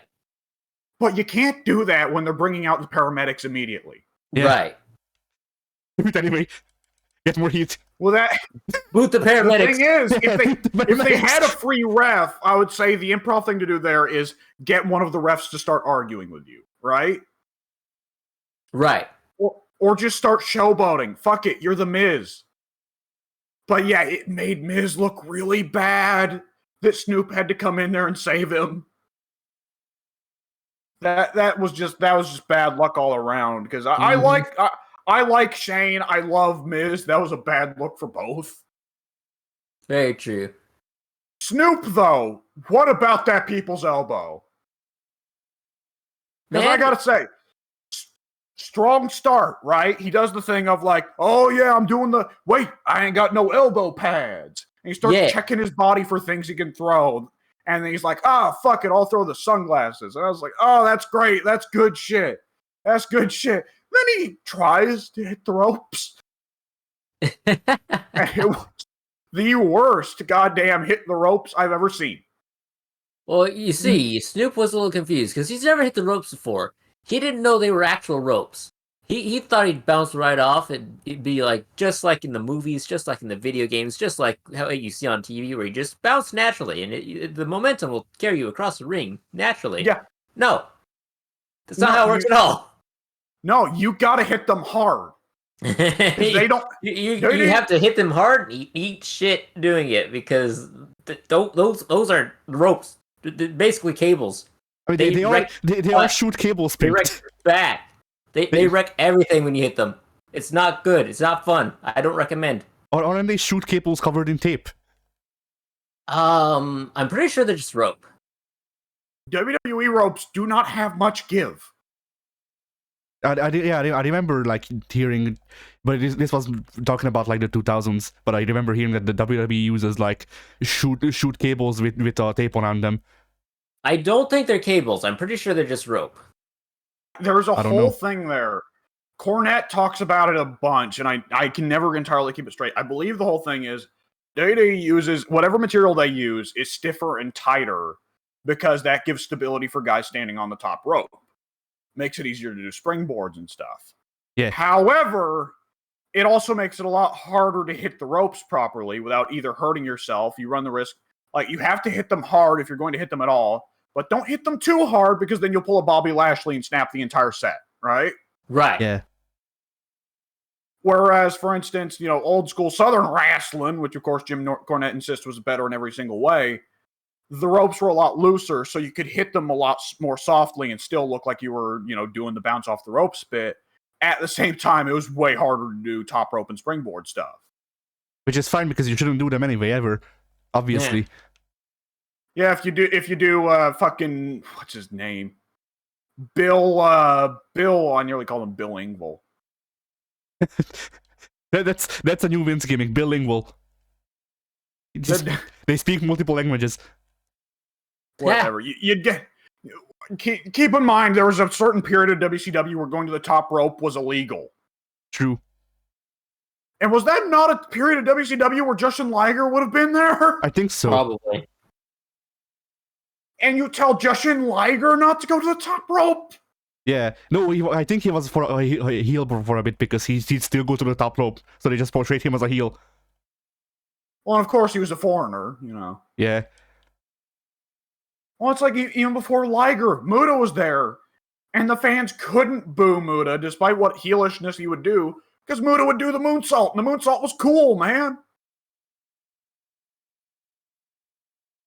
My God, I can't imagine what it must have been like for the first American audience seeing a shooting star press. Yeah.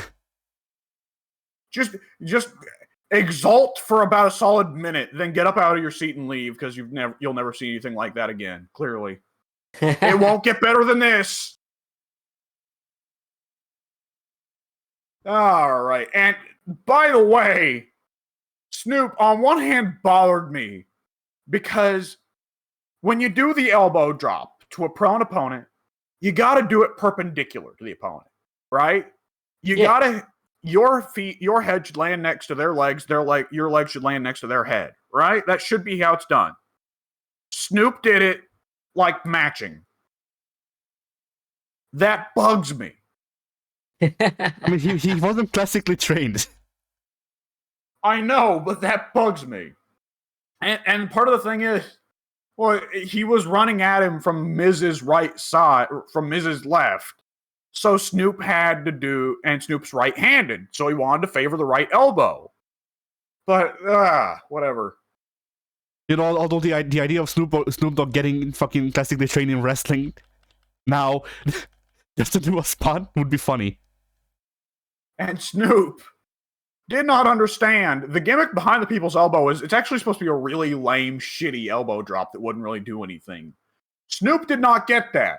Snoop went for a full force, not only just a jump, a Dusty Rhodes jumping, but like a full-blown stiff shoot elbow drop. I want to completely bury Miz. Come on now. Snoop's a professional.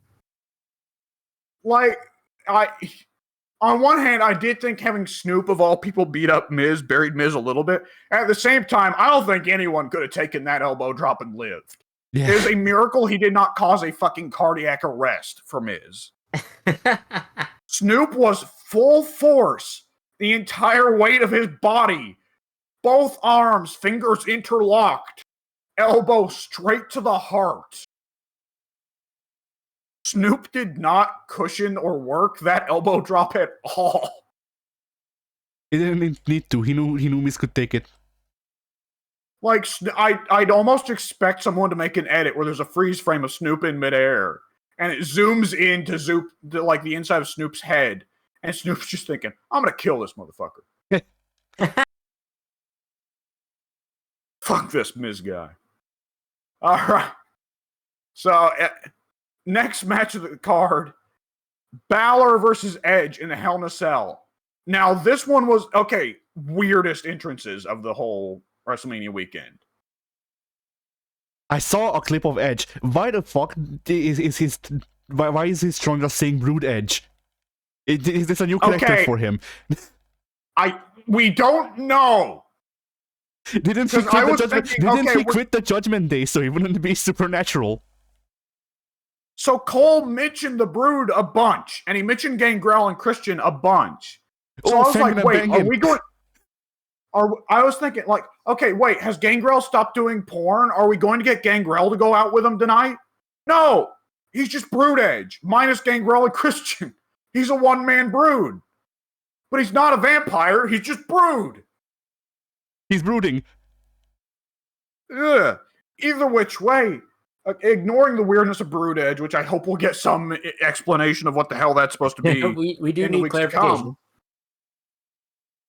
So Edge's entrance starts with a floating head of Russell Crowe talking about, you must exorcise the demon. You must go deep into your heart and crush the demon. To destroy the demon, you must exercise your greatest weakness. Remember, there was a trailer for some stupid-ass movie coming out for an exorcism movie or something with Russell Bird, whatever his name was, and the crowd booed that. It was glorious.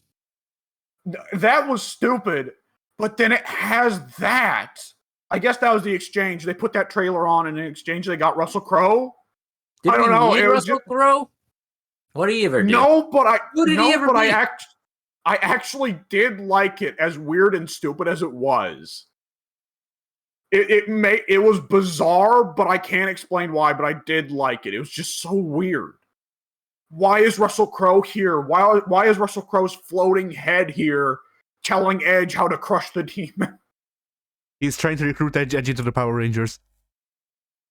And then Edge gets He's Zordon, or whatever his name was. And then it starts playing South of Heaven by Slayer. Which was weird enough. And I gotta mention, Edge's Titantron had an aesthetic of dripping blood, which makes me wonder, okay, we get a Slayer song. Why did we go for South of Heaven instead of Raining Blood then? I guess this is That was what it cost for a license. Yeah, this is the song that Edge could pay for out of his pocket. Yeah. I think South of Heaven is the more famous song. Ha! South of Heaven is definitely the better song. Like, I can't complain that much about choosing South of Heaven over Raining Blood, because I vastly prefer South of Heaven. But, like, was it just because Damian Priest's finish is called South of Heaven? Could be. I don't know. It was awesome, though. Yeah. And then the stage lights on fire, and Edge comes out on the old Cody Vader. Yeah. Wearing an insane jacket it's which the had elevator. bat wings. The elevator, there we go. The Gangrel Vader. The Gangrel Vader. There we go. And it had bat wings attached to the back? Yeah. That was weird. That was badass. Badass. I agree. Badass. He came out wearing like a crystal skull mask, which I think was supposed to be a callback to Finn Balor, more or less wearing the same mask way back at like SummerSlam. It was badass. It was a callback to Edge being the fucking Cobra Commander. Yeah. And Edge rips off the mask and it switches to, you know, on this day, I see clearly. And man, like, I don't care what Mike says. Metalingus is one of the all-time best wrestler themes. It just gets you hyped up every time. Hell yeah. Really, we all know that Edge should have come out to Madurango, number 95. That's a great song too, but no. That one's a classic. It doesn't get you hyped up for wrestling, though. That's the issue. Like, I do like that song a lot. It is not a wrestler theme. I mean, I kind of just want them to do a mix-up one of these days where it plays a You Think You Know Me, and then it starts that song, and Edge comes out. He has a grin. Well, you remember one of the Brood themes, or at least Edge and Christian's theme after they split from the Brood, had it start with repeatedly, "You think you know me, you think you know me, you think you know me." Yeah, I mean that was their team. That was their team for a while. Which was a massive downgrade from the Brood theme, of course. Yeah. That was Edge's theme before the Brood, actually. And then they referred it back to it after the Brood, yeah. Ah. And then Balor comes out and does the classic demon routine, which wound up being odd for me because I had to explain it to my family of like, oh yeah, Balor just used to do this a lot and he stopped doing it right before we started watching.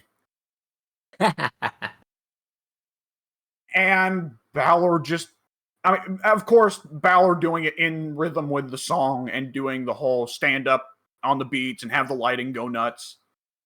You know, Balor's a better fucking dancer than he is a wrestler.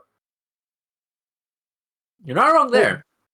I did like how he, at the start, he was getting ready to start crawling toward the ring. Then he realized that we're on time constraints, and he got up and sped it up. Oh my god, dude. Balor got one of the longest entrances of the night. It was crazy. But the part where they hand him the smoke, like the smoke makers that he holds in his hands and does like an interpretive dance while one of the cameramen had to walk backwards down the ramp at a rather extreme close-up and was also under-cranking it so that it looked weird while Balor was doing this kind of goofy interpretive dance with smoke sticks. It had a lot of charm, but I also had to really stop myself from cracking a smile of like, okay, guys, this is more than a little bit fucking silly here. When you hand him props, I think we've kind of jumped the shark there. Yeah. And then I imagine in the match, Balor just did Balor things and then died. He almost died, that's for sure. Yeah, he did nearly die, yes. Balor, credit where credit is due, his moves were no different, but Balor did move differently as the demon, and Balor no-sold a lot more as the demon. Okay, this match ruled. This match ruled, and I will accept no other offer. Which, to be completely fair, if we consider the classic example of a wrestler having a super identity they pull out for big matches, if you compare Keiji Muto to Great Muta, they did share a lot of moves. They moved entirely differently, sold entirely differently, and Great Muto would pretty well never chain wrestle while Keiji Muto would. That's because Great Muta was a spot monkey, while Keiji Muto was an honest worker. Yeah. He was an honest man. You can do psychology without chain wrestling. Anyways. Yeah, I thought this was a pretty damn good hardcore match. Match of the night. I'm not a hardcore match guy, so they're just not. They usually don't appeal to me unless they have some really obvious strong psychology going in, like Cody versus Rollins. Doesn't matter what your opinion on hardcore matches was. Last year's Hell in a Cell between Cody and Rollins was a fantastic match because it had great psychology. Absolutely. And this was, a pretty damn good match. The only thing that beggared disbelief was Balor, just push the kendo sticks out of the way. When he's up in the corner? Yeah. Yep. What bugged me was the way Balor got out was like hulking out and breaking the kendo sticks, but the camera missed it. And that would have been fucking metal to see Demon Balor break out of the sticks. I can break these cuffs, you know? I mean, it's great to hear that Balor actually gave a shit for once after 6 years. Yeah, Balor actually busted out some of the old energy. Credit where credit is due. Yeah, this is the reason that I liked Balor, but then that was before he died to Rollins, or before he came back after it and just went, I don't give a shit anymore, I'm just not gonna have a character. Yeah. Rollins, pardon me. Balor was my guy back in like 2014 or whenever it was when he showed up in NXT, and for a long time I was like, oh, this guy's a future. And then, after that Rollins match, just fades out. Sad times. But this match ruled, and I won't hear anything else. I just hope that he can channel this energy going forwards and actually develop a character. He won't. He won't. This was a one-off. I'm not gonna lie. I think a lot of it probably comes down to Edge. Because how do you work a bad match against Edge? It didn't come down to Edge. It came down to Brood Edge.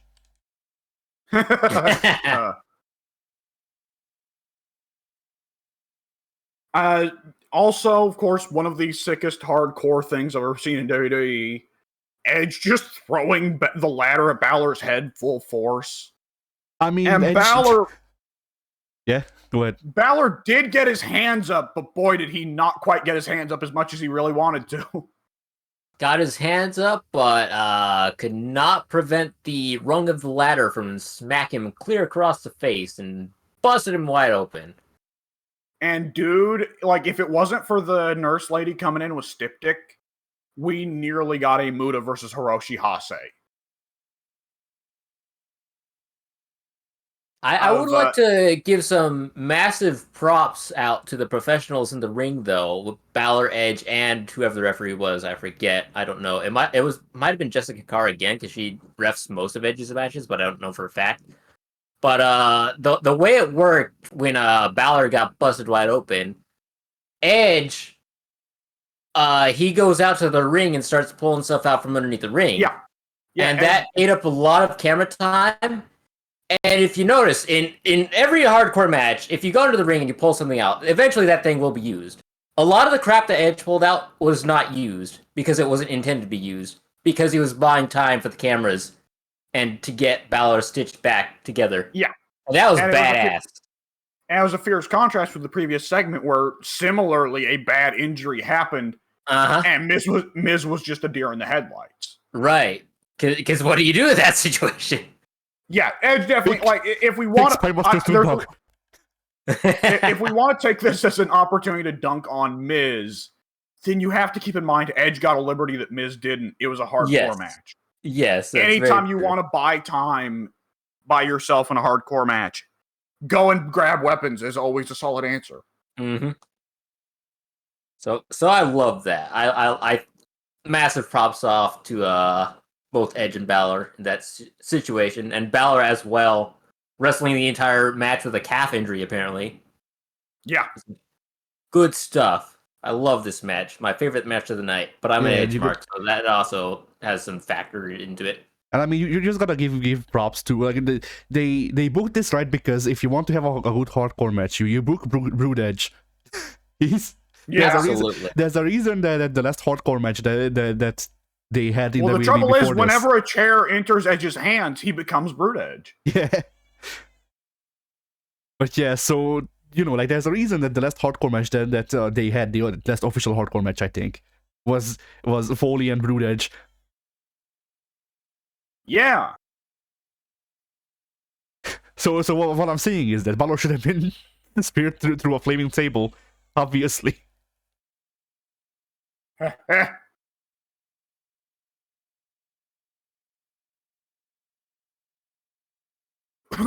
All right. And then for the last match of the night, Cody versus Roman.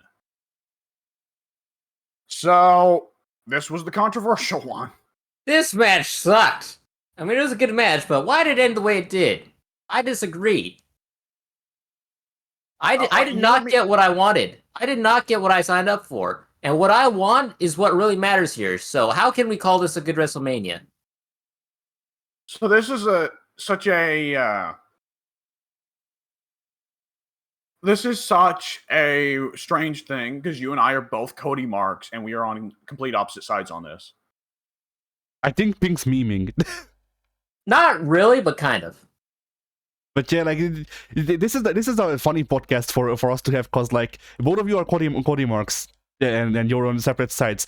I don't like either of these people in this match, so either which way it would have gone, I would have lost. But you don't like Solo Sikoa? Get him out of the call. Get him out of the call. Ban him. Ban him from this Discord. He's not allowed here anymore. I won't stand for any solo discourse or Discord. I don't know what I'm saying. What are we? No one does. You heard it here first. No one likes Solo Sikoa, I guess. Oh no! No, I've done it to myself. But I like Solo. We gotta trash this whole Discord server now. It's over. Oh god! But yeah, I was gonna say I'm not satisfied with this ending, but like it just maintains status quo. I just won't watch. What they do? Like, for my part, as a Cody Mark, I think that this would have killed Cody if he had won.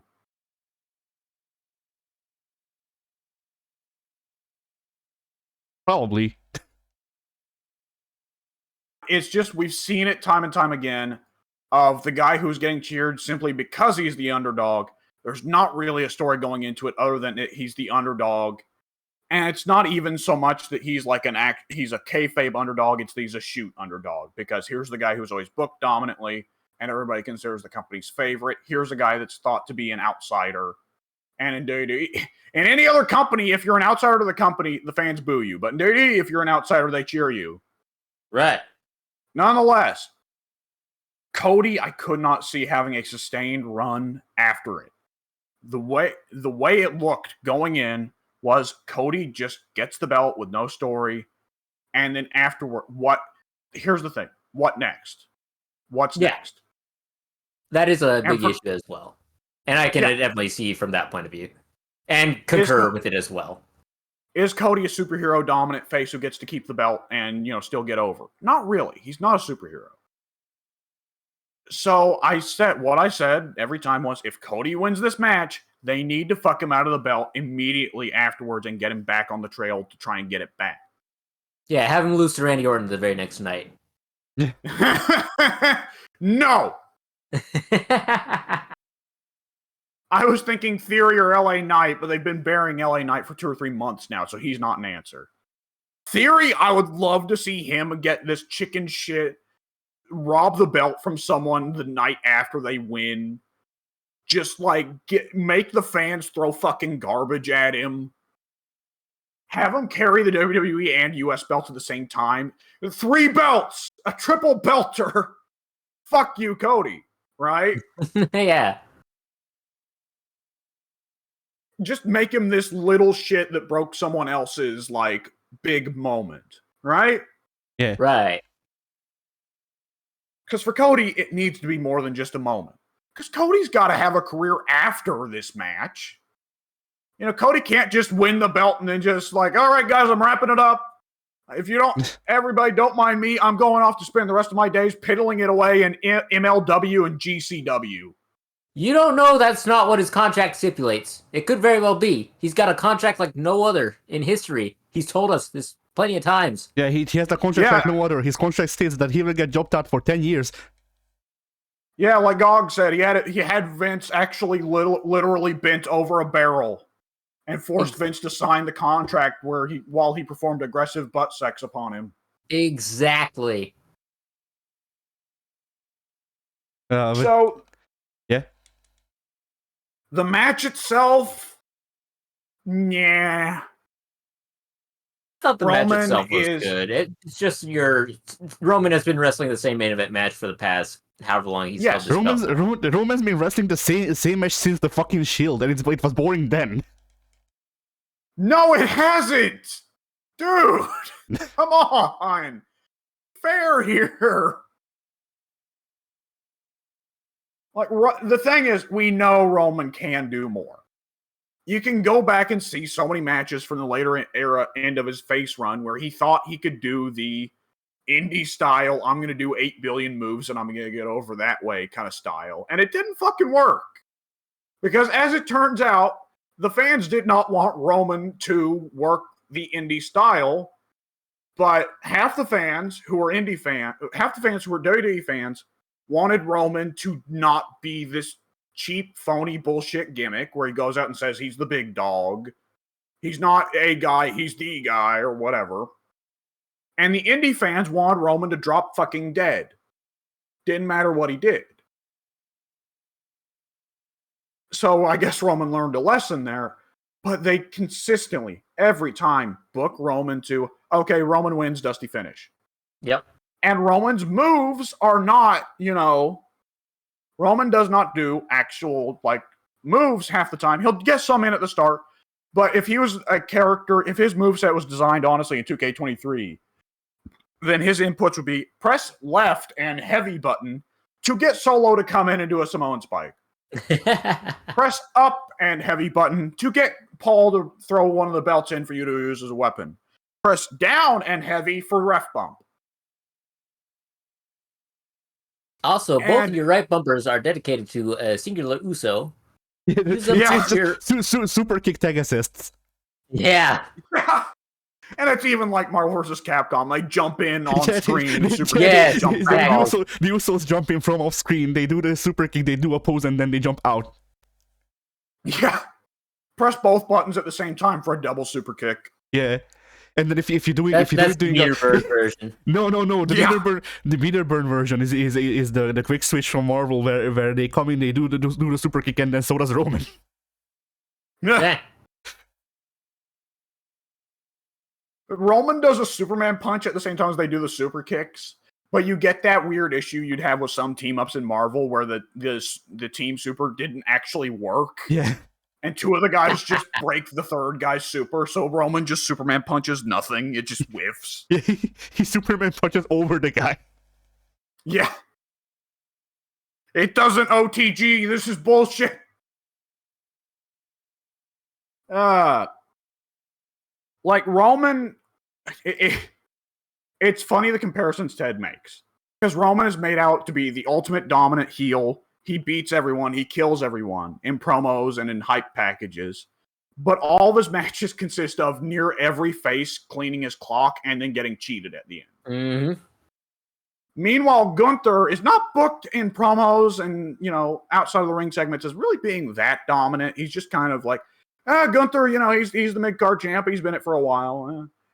Yep. But in the ring, it's like Gunther cannot be stopped. He cannot be beaten. Yep. What's going on? Yep. Either which way, yeah, match-wise, I was not a fan of this.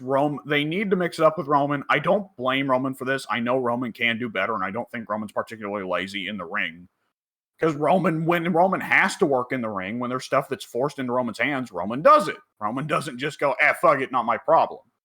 We saw that a few months ago when Kevin nearly hurt himself fucking up the BME, and Roman saved him.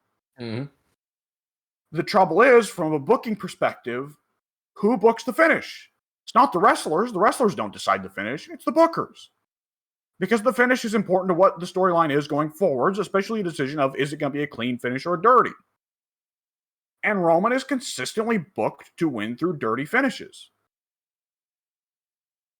But either which way, the Roman-Cody feud is almost certainly not over. And the thing is, the thing I saw on Twitter, that in particular, like I think I saw Caveman talking about, our old buddy, is, okay, for everyone who's mad about this, what would Dusty have booked? Dusty would have booked Cody as a heel, and Cody would have made fun of Roman's leukemia. Carny shit. I don't think so, but that is weird to imagine. Nonetheless, there was something in particular I wanted to say. Oh, I saw something though. Cody, I guess, did an interview before WrestleMania, and he said he's watched a few. He watched a movie to get himself ready for the match. It was the Rocky And the 3. person asked, "What?" No, but close. It was Rocky 1. Now, I know neither of you guys have watched Rocky 1, correct? Correct. Yes, probably. So Rocky 1, Rocky doesn't win. He Why boxes they made the movie after him? He boxes the match to a standstill. The gimmick of the match is that Rocky is this guy who came out of nowhere and got this match, and he's this pretty well schlub who is lucky to wrestle, not wrestle, box Yeah, he's lucky to in wrestle. minor league. He's lucky to wrestle Hulk Hogan. Yeah, he's lucky to box minor league, bush league, nothing opponents. And here he is abruptly getting a match with the guy who is the world champion, Apollo Creed. And the match happens, and Rocky doesn't win, but he boxes Apollo to a draw. And it's a brutal, long match where Rocky gives Apollo more trouble than anyone Apollo's ever faced before.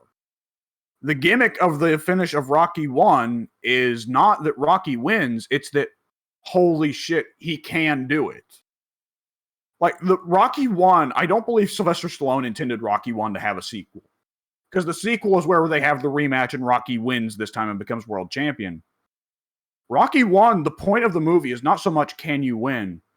Rocky 1, the point of the movie is, were you a contender? Mm. And that's why it's such a, moment of such victory that he takes Apollo to a draw, because it means, yes, Rocky, even though you were minor league, bush league guy, you were a serious contender. No matter what, you can always, look back on that with pride. And then in Rocky 2, he comes back and he beats Apollo.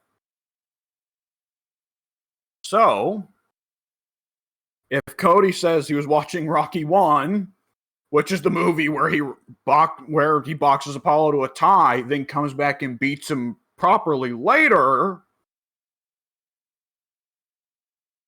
I don't know. Cody's a bit more of a carny than most modern wrestlers, though, so who knows?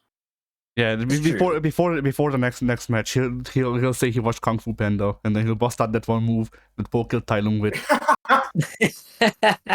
He sticks his thumb on Roman's wrist, and Roman dies. Yeah, and the ring explodes. Yeah, they do the fucking the Big Show sell for the ring. What? Cody looks at the belt, and the belt is just a reflection. Yeah. The world championship has always been inside of me. And then he barfs off the big gold. Okay, but what if Cody does say skadoosh before his next crossroads?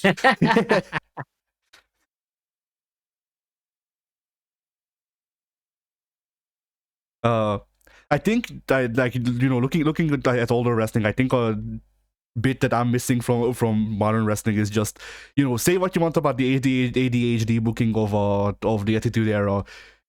I feel like there was more value in having multiple championship contenders at a time. Like, you can look at the class of like Rock and Austin and Triple H and Mankind, and then all of them could have gone for the belt easily. It just doesn't feel like that. There is still that in modern wrestling. The trouble is Roman's beaten them all. Yeah, exactly. Like that was G-Man's issue, and it was what me and Ted were arguing with G-Man about. Was G-Man was saying, well, this is a bullshit finish because Roman has no one left he can wrestle. And this is what Ted and I were arguing of, well, why not just have Roman wrestle mid-carders? Because he'll beat them, certainly. But having that mid-card, we were just talking about Rocky 1. Yeah. If Pete Dunne goes from being just Sheamus's minion to, let's say he wins a surprise contenders match, and he goes against Roman, and he doesn't beat Roman, but he gives Roman way more trouble than Roman expected, that puts Pete Dunne over more than him just winning the championship out of nowhere. But I'm just not talking. I'm not just talking about the whole contendership stuff, though. Like it's how do I put this? You want there to be more stars in wrestling and not just Roman. pretty much. Well, that's and that's always a thing you can say is I want more stars in wrestling. I mean, Pink and I both have our guys that we love, but what you're talking about there is a little bit, honestly, just Dady still going with the scripted promos and not having promos adjusted for people. Like Roman gets over because he doesn't cut the same promo that 95% of the people in the company do. Yeah. Which is, you have a belt, I want the belt, we fight. Also, your face is dumb. But like I'm not saying that Roman is the source of my issue, because obviously he isn't going into Triple H's office like I'm gonna Superman punch you if you don't give me the belt for the next 50 years. But yeah, but it is a booking issue where Roman is in the middle of like Roman feels like the only one who can hold the title right now. I don't think that's the problem. Because Hogan was hyper dominant from 84 to 87. I hate Hogan too. I'm not saying Hogan's great, but Hogan was not the only star in WWF when he was hyper dominant. There was Macho Man, there was Andre, there was Roddy Piper, there was, curse his name, he's an awful person, but Jimmy Snuka. Those guys. That list? Come on now. The Mountie? Come on now. Like simultaneously. Come on now. The gobbledygook. Come on now. Simultaneously, you can look at the New Gen. The New Gen, there were no dominant champions.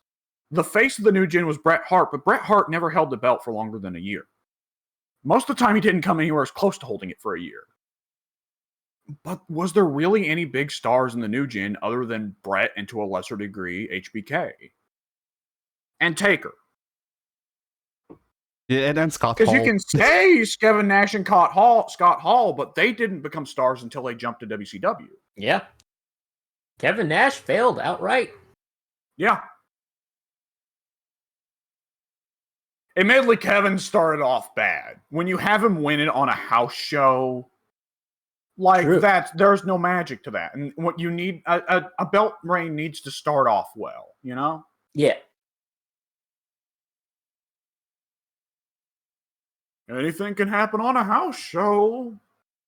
But I guess my point is that because of the lack of stars and all, and how like both because of the lack of stars and how Roman's been booking, it's just a thing of like it doesn't feel like he has any legitimate competitors, and even if you try to raise someone, it just feels like Goober. Oh no, Goober is gonna get killed. Oh no, I care so much. Hell, it depends. It depends a lot on who they go with, because I'm not going to say throw Corbin up there, because Corbin is a goober and Corbin doesn't have any bright future. Corbin sucks. I mean, fuck it. If Roman retires Corbin, I will actually become a fan of him. Well,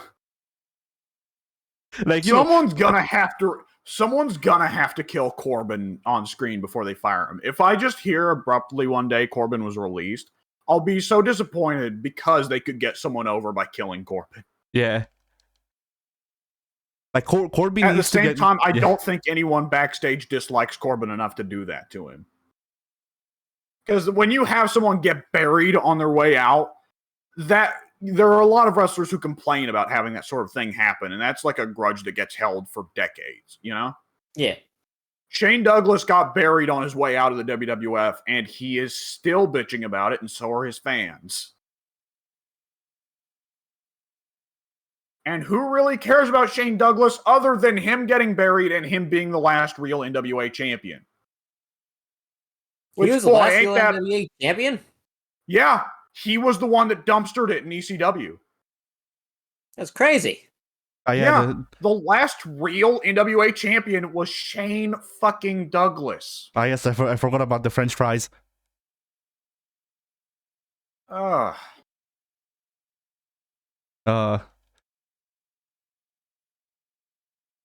But yeah, like it's boy. definitely not a Roman specific problem. He just happens to be in the middle of it, but also he like he's a symptom of the problem that I have with modern WWE.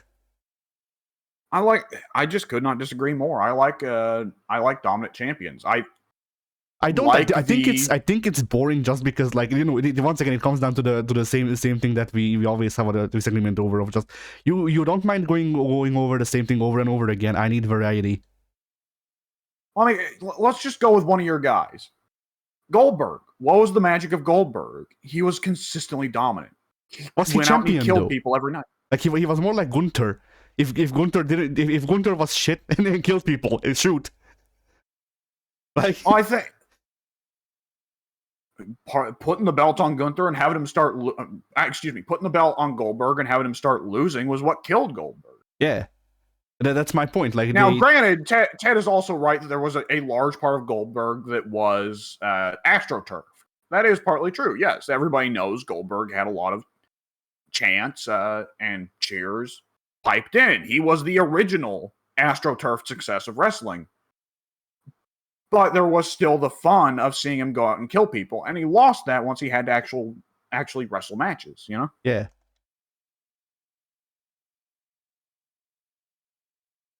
And then he was buried by the NWO.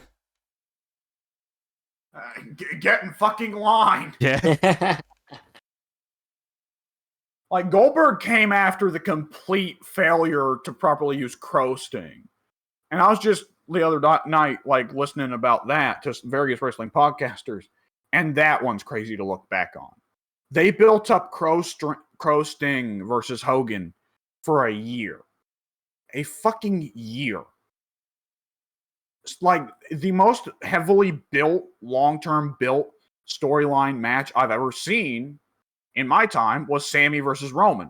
And that one was what? An 8-month build? A year. And then the finish of the match was supposed to be that the ref was in NWO's pocket and he would fast count Sting. But Hogan went to that ref before the match and said, "Don't fast count." So Hogan, in one swift blow, buried the entire thing because Hogan is Hogan. And that was just crazy to look back on, of just like all that buildup should have made it one of the craziest moments. The moment that kept WCW on the high that it was on, kept WCW on the streak of beating WWF. And Hogan, with one quick, "I gotta get over, brother," maneuver, killed the company. Yeah. Like, that was the start of the end. And like my thing with Goldberg too is that, like, if they gave him the belt and he would have remained the same. Like, I think giving the belt to Goldberg was a bad idea anyway. Like, just send him to fucking developmental again. Give him another 2 years there. Like, you couldn't have helped them because the power plant was just terrible. That's true. Yep. But yeah, like I think giving the belt to Goldberg at all, it's one of those things where, like, keep the fans clamoring for it. They make them angry if you need to by making it so he won't get it. But or how do I say it? Like, do not book Goldberg to get the belt. Goldberg works as like an upper mid card guy who kills everyone on the upper mid card level. Maybe give him a couple of, like, main eventers on the way out. To just be like, "Hey, I killed this legend too." But Goldberg to me doesn't work as a champion because I don't like champions going on for more than like maybe a year and a half. And if you remove Goldberg, if you remove the win streak from Goldberg, you have his unique moveset and his tendency to actually kill people. Neither of which you can really like sell people off of.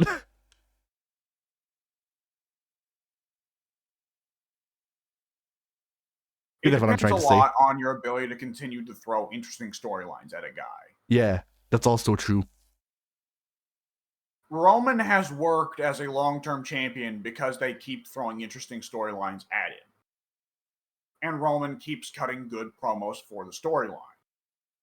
And Sammy, of course, is the classic one because everybody and their mother has said the Roman-Sammy storyline was the best storyline in 20 years. But even before then, like, for instance, Roman had some pretty good feuds with, I don't know, Xavier Woods, somehow. Seth Rollins. Again, not a surprise. Those guys have worked together 8 million times. They know each other like the back of their fucking hands. But still. And he's also worked some nothing feuds, admittedly. Drew. And do we really need Roman versus Brock number 8? Oh, Vince says so. Fuck me. Roman versus Cody has been middling. It's been good promos on Roman's behalf, and Cody's got some good ones too, and some stinkers, but he's got some good ones. But it's just lacked the magic. It's lacked the meat. It's lacked the heat. It ain't got meat and it ain't got heat. I ain't eating. I need that magic meat heat. Yeah. It sucks that Eddie died before he could open up a restaurant called I Lie, I Cheat, I Meat.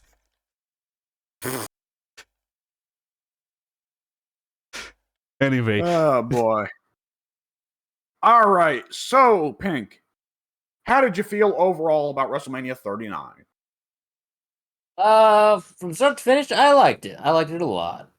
There's definitely a lot of things they changed about the show, and I do concur with most people that I liked Night 1. Maybe not for the reasons that they've got, but I like Night 1 just a bit better than Night 2. And throwing Stand and Deliver in there as well, I thought that was a great show, top to bottom, all around as well. So I was very happy with the WrestleMania weekend. It was a very good WrestleMania. Not quite as consistent in quality as 38 was. Right.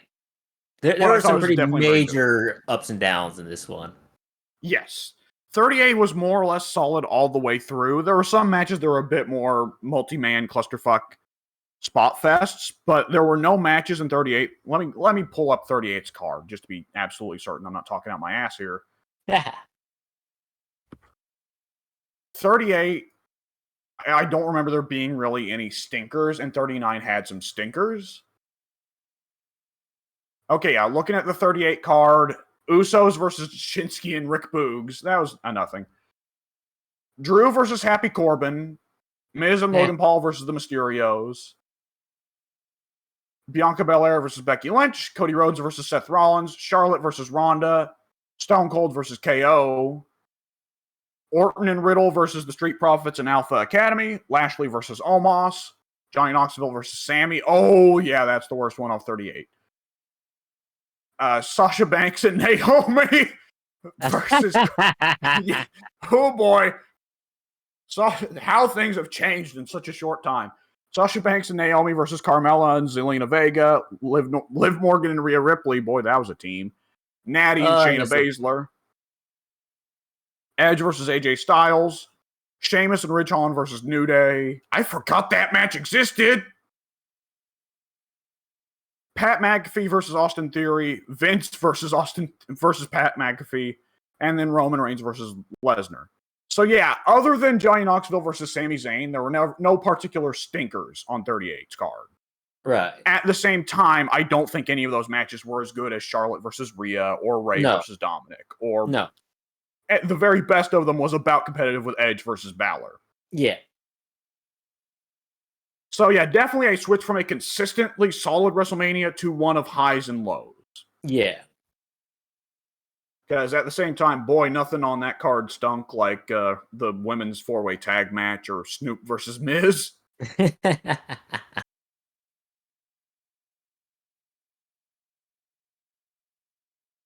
Stand and Deliver, I was kind of, yeah. I mean, the 5-way for the, but the 5-way for the men's North American Championship was good, and I liked the women's ladder match. But other than that, I thought Stand and Deliver was pretty underwhelming. I love the 5-way in the ladder match, but yeah, I can agree with you there. I mean, they stood, but they didn't deliver. Anything else going on? Go ahead. I kind of expected more from Carmelo versus Braun. So that did I, and I was surprised how they had that go down the way it did, but it was all right. Yeah, that's just. I don't think it was the strongest showing from either of those two guys, which is unfortunate. No. Braun had some stuff he had to worry about that weekend, though. So. Right. Yeah, that's true. Like the day before or something like that. Yeah. Like Charlotte must have sent Braun a text that night of "Get used to it, kid. It ain't gonna stop." Yeah. Yeah, they keep calling him back up. Strange. Yeah. How many times has Charlotte had to say, "Well, I love my dad, but," and my mom has noticed, and I've now started noticing it myself. Charlotte crinkles the bridge of her nose every time she has to mention her dad. Yeah. Next time let's be real next time she comes out, she should just say, "Well, I don't love my dad, but he did teach me the figure 4, so." Okay, well, he didn't teach me the figure 4, but I did learn it from watching on TV. Yeah. So. Oh my god, it's hard to think of a more legendary wrestler who has dedicated more years to ruining his legacy than Rick, isn't it? Charlotte comes out. I love my father that does the figure 4, The Miz.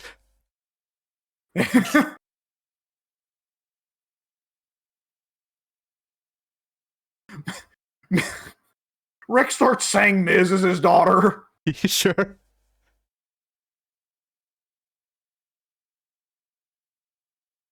Oh god. Wrestling.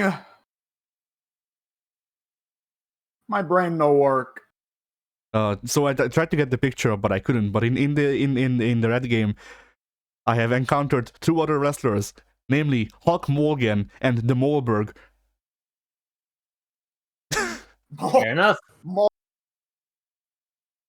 No. And Moleberg's one of Moleberg's attacks is a spear. So that was nice. Very nice. I've also finished the game while we were talking about wrestling. Wow. Game. Long game. So yeah, all of the game was padding. I'll get through this real quick so we don't have to worry about it next week. All of the game was padding. The parts that weren't padding, it was alright, but a lot of it was fucking padding. Oh boy. I like the wrestling references, that's it. Solid, like, 6 out of 10 game.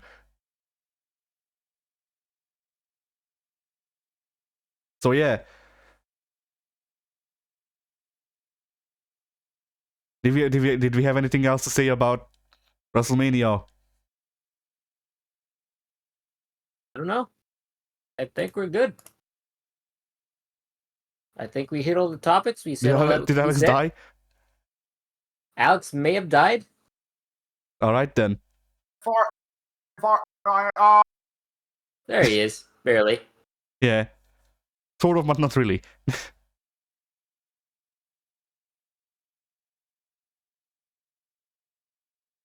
All right then. I guess that was the Shutter Mat Lounge. Bye.